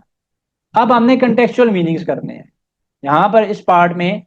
अब सम टाइम पेपर में इस तरह से भी क्वेश्चन आएगा कि जो मीनिंग होगा, इस वर्ड का मीनिंग आपसे पूछ रहा होगा एग्जामिनर, उसको उसने डायरेक्टली नहीं पूछा हुआ होगा। Instead of asking it directly, वो सेंटेंस में कहीं हाईलाइटेड होगा, कहीं बोल्ड में रिटर्न होगा।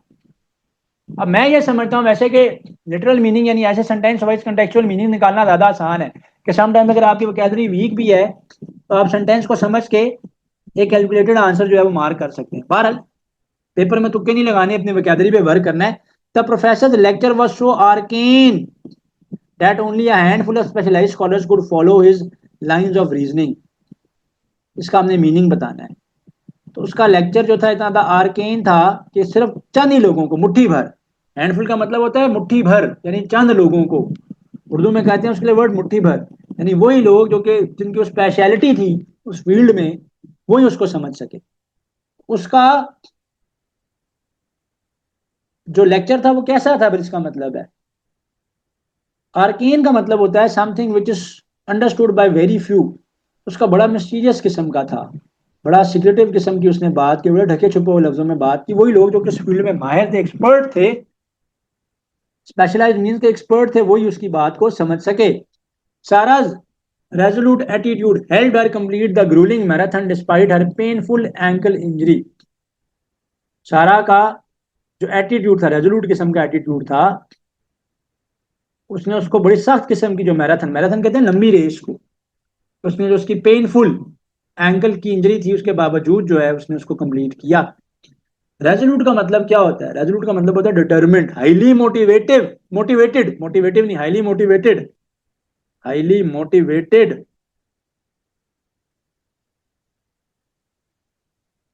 यानी she was adamant, she was determined कि उसने इसको खत्म करना है। The general decided to augment his forces before launching the final decisive operation. Augment का मतलब होता है इकट्ठा करना, एक जगह पे जमा करना। तो उसने सारी फोर्सेस को एक जगह पे इकट्ठा किया, यानी to increase their strength, their numbers and strength, increase to gather, gather करेंगे तो इंक्रीज हो जाएगा, to gather. His pompous entry into the hall turned many people against him। His pompous entry into the hall turned many people against him immediately। pompous का मतलब होता है arrogant, arrogant ऐसा शख्स जो बड़ा सेल्फिश है, बस अपनी ही बात करता है, अपने आप को इंपॉर्टेंस देता है, self importance. Under the bright lights of the stadium the actor felt completely at ease. कह रहा है कि जो ब्राइट लाइट्स है स्टेडियम की, एक्टर जो है वो completely, the actor felt completely at ease, उसने वो कम्प्लीटली एट ईज जो है उसने फील कर रहा था। Felt completely at ease, at ease का मतलब क्या होता है? रिलैक्स हो जाना, एंक्शियस तो एंजाइटी है ना, comfortable, yes, because he felt relaxed. The manager appreciated Jack's diligent efforts in completing the quarterly report ahead of schedule। diligent, diligent means hard working, hard working, ठीक है, हार्ड वर्किंग। यानी diligent के लिए एक word use होता है industrious, ये भी आ सकता है क्योंकि पास एग्जाम्स में आया हुआ है ये इंडस्ट्रियस, यानी बड़ा हार्ड वर्किंग होना, बड़ा केयरफुल होके, बड़ा कंसीडर्ड होके कोई काम करना। The newly implemented security protocols prove to be completely superfluous since the building was already fully secure। ठीक है, the newly implemented security protocols proved to be completely superfluous since the building was already fully secure। superfluous का मतलब ये होता है कि repeatedly एक चीज को करना, यानी एक चीज पहले से मौजूद हो दोबारा करना।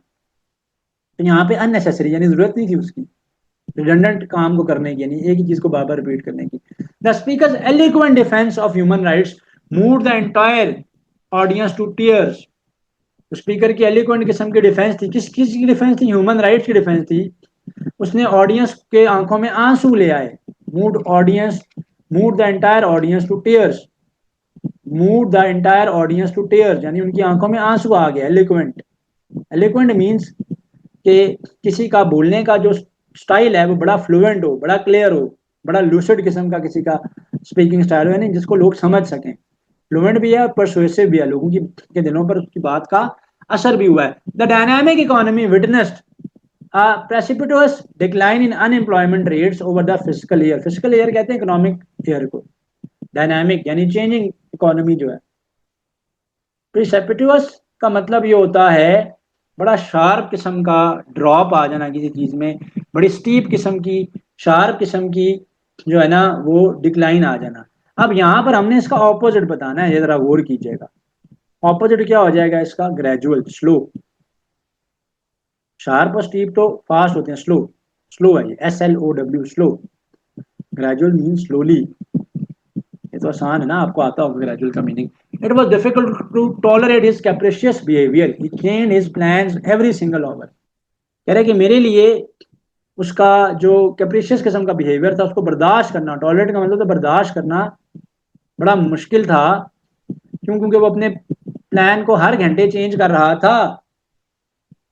ठीक है, कैप्रिशियस मींस अनप्रेडिक्टेबल, वोलाटाइल उसका मीनिंग में आ जाता है। हमने ऑपोजिट बताना है, स्टेबल, स्टेबल, स्टेबल। ठीक है, कैप्रिशियस मींस स्टेबल। वैसे तो अनप्रेडिक्टेबल इसका भी मीनिंग भी बनता है, एरेटिक भी बनता है, यानी एरेटिक कहते हैं स्ट्रेंज को, अनस्टेबल को, लेकिन हमने ऑपोजिट बताना तो स्टेबल बनेगा। द विटनेस प्रूव्ड अ वेग, वेग का वर्ड मैंने ऊपर भी कहीं किसी क्वेश्चन के आंसर में बताया। वेग मींस, वेग का मतलब क्या होता है? अनक्लियर। तो इसका ऑपोजिट क्या हो जाएगा? Clear, clear. ठीक है, ये तो आसान था। सो द विटनेस की जो अनक्लियर किस्म की डिस्क्रिप्शन थी सस्पेक्ट की, यानी मुजरिम की, उन्होंने पुलिस के लिए डिफिकल्ट बना दिया उसको ढूंढना। Track him down means to find him. Her benevolent nature made her very popular among the poor communities of the city। ये वर्ड 2026 के टेस्ट में, 2025 के टेस्ट में बड़ा repeatedly on and off different test के अंदर आता रहा है। Her benevolent, benevolent means kind, इसका ऑपोजिट क्या हो जाएगा? malevolent। इसका ऑपोजिट है malevolent, जो है वो इसका ऑपोजिट है इसका benevolent का। benevolent का मतलब होता है काइंड। malevolent कहते हैं सेल्फिश को, सेल्फिश को। ठीक है, जो कि लोगों का भला नहीं चाहता बल्कि उनका नुकसान चाहता है।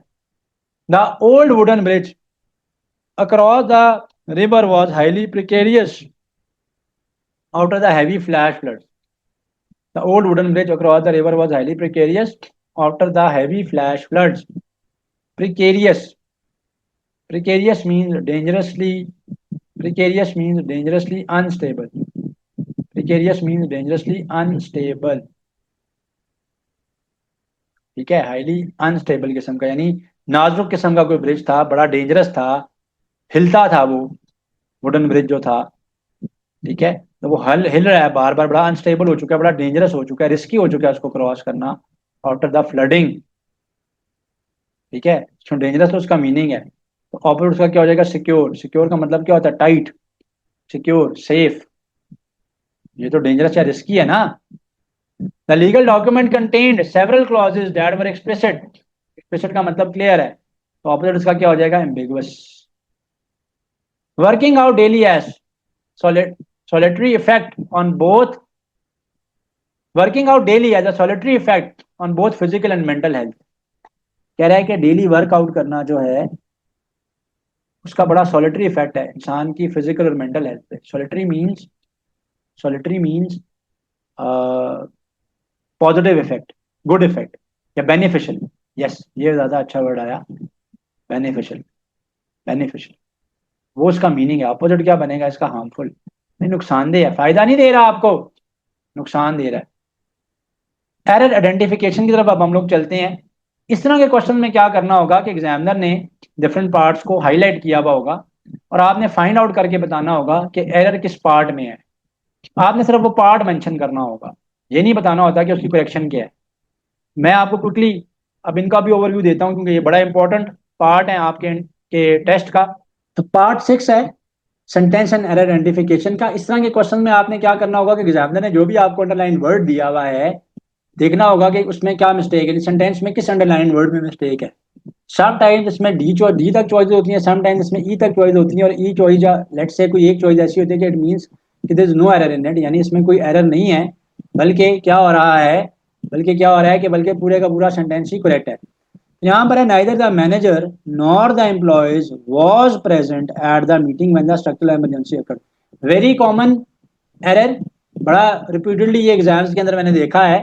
देखें, नाइदर और नॉर के साथ इमीडिएट सब्जेक्ट को देखते हैं, नाइदर और नॉर के साथ इमीडिएट सब्जेक्ट को देखते हैं, इसमें मल्टीपल सब्जेक्ट्स होते हैं।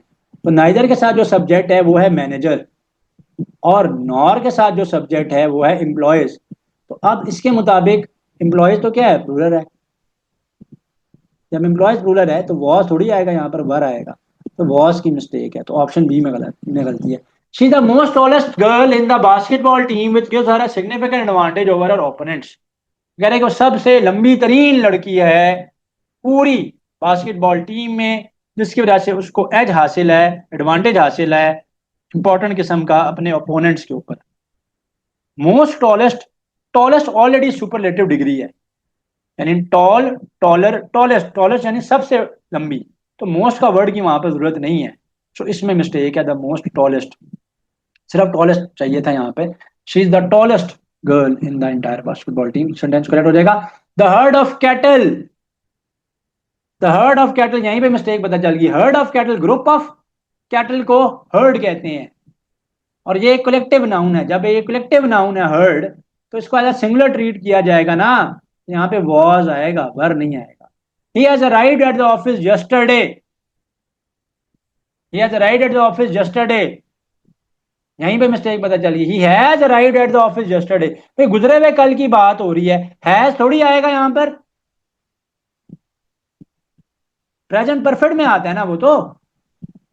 Morning and immediately started working on the pending files, जब आपके पास सेंटेंस के अंदर दो पार्ट्स हों, आप देखें सेंटेंस में दो पार्ट्स हैं, they are connected by conjunction, and क्या है, कंजंक्शन है, कंजंक्शन क्या करते हैं, दो सेंटेंसेस को ज्वाइन करते हैं, मैंने आपको कंजंक्शन एंड प्रेपोजिशन वाले लेक्चर में ये बात बताई हुई है। He has arrived at the office yesterday morning, नहीं, तो जब दो बातें पास्ट में हों तो उसमें से एक बात पास्ट परफेक्ट में होगी, had, he had arrived at the office yesterday, अगर वो दूसरा पार्टिसिपल में होता। बहरहाल यहाँ पे तो हैड की भी जरूरत नहीं है, ही arrived at the office yesterday morning and immediately started working on the pending files, तो हैज अराइव्ड की बहरहाल मिस्टेक है, हमने मिस्टेक बतानी थी। Between the three candidates standing for the local council election, Mr. John is definitely the most popular choice among residents. Between, between को दो चीजों के बीच में, दो लोगों के बीच में कंपैरिजन के लिए यूज होता है, यहां पे बिटवीन नहीं आएगा, आगे थ्री है, तो बिटवीन द थ्री, थ्री की वजह से यहां पर मिस्टेक है। चॉइस, यहां पे बिटवीन नहीं आएगा, अमंग आएगा, अमंग। अब समटाइम्स क्या होगा कि ये पूरी बात ही मिस्टेकन बन रही है और थ्री के साथ कनेक्टेड है, तो आप मिस्टेक को बेशक थ्री को मार करेंगे, ठीक है जी, तो ऐसे भी होता है। If I was you I would accept the job offer without any further delay, if I were you, if I were you, अगर मैं तुम्हारी जगह होता तो यहाँ पे वर आएगा, तो मैं इस जॉब ऑफर को इमीडिएटली यानी विदाउट एनी डिले जो है वो एक्सेप्ट कर लेता, तो मिस्टेक वॉज की है। The book who is, the book who is थोड़ी होगा, हु तो लोगों को रिप्रेजेंट करने के लिए यूज होता है, ह्यूमंस को रिप्रेजेंट करने के लिए यूज होता है। यहाँ पे book which is lying on the corner table belongs the senior research instructor of our department, who की मिस्टेक है। The principal along with the faculty members are attending the annual educational conference tomorrow, यहां तक बात correct है, the principal along with the faculty members. इस sentence में subject क्या है, प्रिंसिपल है, सब्जेक्ट क्या है, प्रिंसिपल है। The principal along with all the faculty members is attending the annual education conference tomorrow. is आएगा क्योंकि सब्जेक्ट सिंगुलर है, आगे आर नहीं आएगा, इज आएगा, आर की मिस्टेक है। She sang beautiful during the concert, completely captivating the attention of the whole audience. Captivating का मतलब होता है कि बहुत ज्यादा fascinating. She sang beautiful during the concert, लेकिन यहाँ पे एडवर्ब की जरूरत है, सैंग पीछे वर्ब है ना, सैंग वर्ब है, तो आगे एडवर्ब की जरूरत पड़ेगी। शी सैंग ब्यूटिफुली होना चाहिए, she sang beautifully during the concert, completely captivating the attention the whole audience. तो ये ब्यूटीफुल की मिस्टेक है यहाँ पर, ये मिस्टेक है यहाँ पर, ठीक है जी। ही हैड बेयरली, स्कार्सली, बेयरली भी लगा रहा है, फिर स्कार्सली भी लगा रहा है, दोनों में से किसी एक को लगाएंगे क्योंकि दोनों का मतलब सेम है कि बामुश्किल, यानी बड़ी मुश्किल से, यानी जैसे ही उसने अपनी कार स्टार्ट की, his car when the heavy engine began to make a strange rattling noise, he had barely, scarcely, barely लगाओ या scarcely लगाओ, कोई एक लगाओ ना, फिर मिस्टेक तो इनकी है, मिस्टेक बेरली की है, बेरली की भी जरूरत नहीं, he had scarcely started his car, जैसे उसने अपनी गाड़ी स्टार्ट की। Economics are considered by many universities freshmen to be a highly challenging yet rewarding field of study. Economics यहाँ पर एक सब्जेक्ट की बात हो रही है, तो इकोनॉमिक्स इज कंसिडर्ड, क्योंकि एक सब्जेक्ट की बात हो रही है तो इकोनॉमिक्स सिंगुलर है, कलेक्टिव नाउन है, स्टडी ऑफ इकोनॉमिक्स जो है वो स्टडी है, फाइनेंशियल स्टडी है, फाइनेंसेस की स्टडी है। One of the most critical problems facing developing nations, faced by developing nation होना चाहिए, one of the most critical problems faced by developing nations, ठीक है, facing developing nations, faced by developing nations, वैसे तो आगे भी mistake है, are the rapid rate of inflation and unemployment. One of the most critical problems facing developing nations is, faced by को अगर आप नहीं भी लगाते, facing लगा, facing के साथ फिर is correct हो जाता है, facing is the rapid rate of inflation and unemployment। तो पता क्या चला, एकदम से मिस्टेक नहीं मार करनी, सेंटेंस पूरा पढ़ लेना है। अब जैसा मुझे एक्सपीरियंस भी है, उसके बावजूद मैंने जब जल्दी में मिस्टेक किया तो मैं असल मिस्टेक मिस कर गया हूँ, राइट। पेपर में वहां पर एक ही मिस्टेक होगी, एक ही पार्ट में होगी, यस, उसकी वजह से फिर सेंटेंस को चेंज करने में पूरा इफेक्ट तो पड़ा होगा। The dynamic performance of the new electric vehicle was superior than that of its traditional gas powered competitors. Superior, superior के साथ सुपीरियर देन नहीं वर्ड होता, सुपीरियर टू होता है, superior to, superior to, superior के साथ देन नहीं लगता, टू लगता है, तो ये mistake. My brother prefers playing competitive outdoor football more than sitting indoors and playing modern video games all day. मेरा भाई जो है वो प्रेफर करता है, ठीक है, बाहर जाकर आउटडोर यानी जाकर फुटबॉल खेलना, मोर देन नहीं आएगा।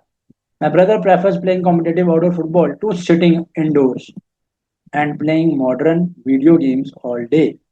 मोर देन, दो चीजों के बीच में कंपैरिजन होगा, टू आएगा, क्योंकि दो चॉइसेस हैं, या तो फुटबॉल खेल लेगा या फिर वो इंडोर गेम्स, मॉडर्न जो वीडियो गेम्स हैं, तो उनके बीच में वो प्रेफरेंस बता रहा है। Despite of the heavy rainfall and severe traffic blockages, the dedicated rescue team reach the accident site on time. Despite के साथ ऑफ नहीं आता, डिस्पाइट तो खुद ही, डिस्पाइट यानी वजह, बावजूद इसके है, बावजूद हैवी रेनफॉल्स के, तो डिस्पाइट द हैवी रेनफॉल। हाँ, इंस्पाइट होता तो उसके साथ ऑफ आता, अगर ये लिखा हुआ होता ना in spite of, in spite of, in spite के साथ ऑफ आता है, डिस्पाइट के साथ ऑफ नहीं आता, तो ये मिस्टेक जो है वो ऑप्शन ए की है। यहाँ पर ये हमारा प्रैक्टिस सेशन जो है वो खत्म हुआ। इसमें हम लोगों ने हमारे टेस्ट के अंदर आने वाले जितने भी टाइप्स ऑफ क्वेश्चन हैं इंग्लिश के पोर्शन के अंदर, उन सब को जो है वो हमने कवर किया है, उन सब को जो है वो हमने देखा है, राइट, उन सब की जो है हमने तैयारी की है। Like, comment, and subscribe.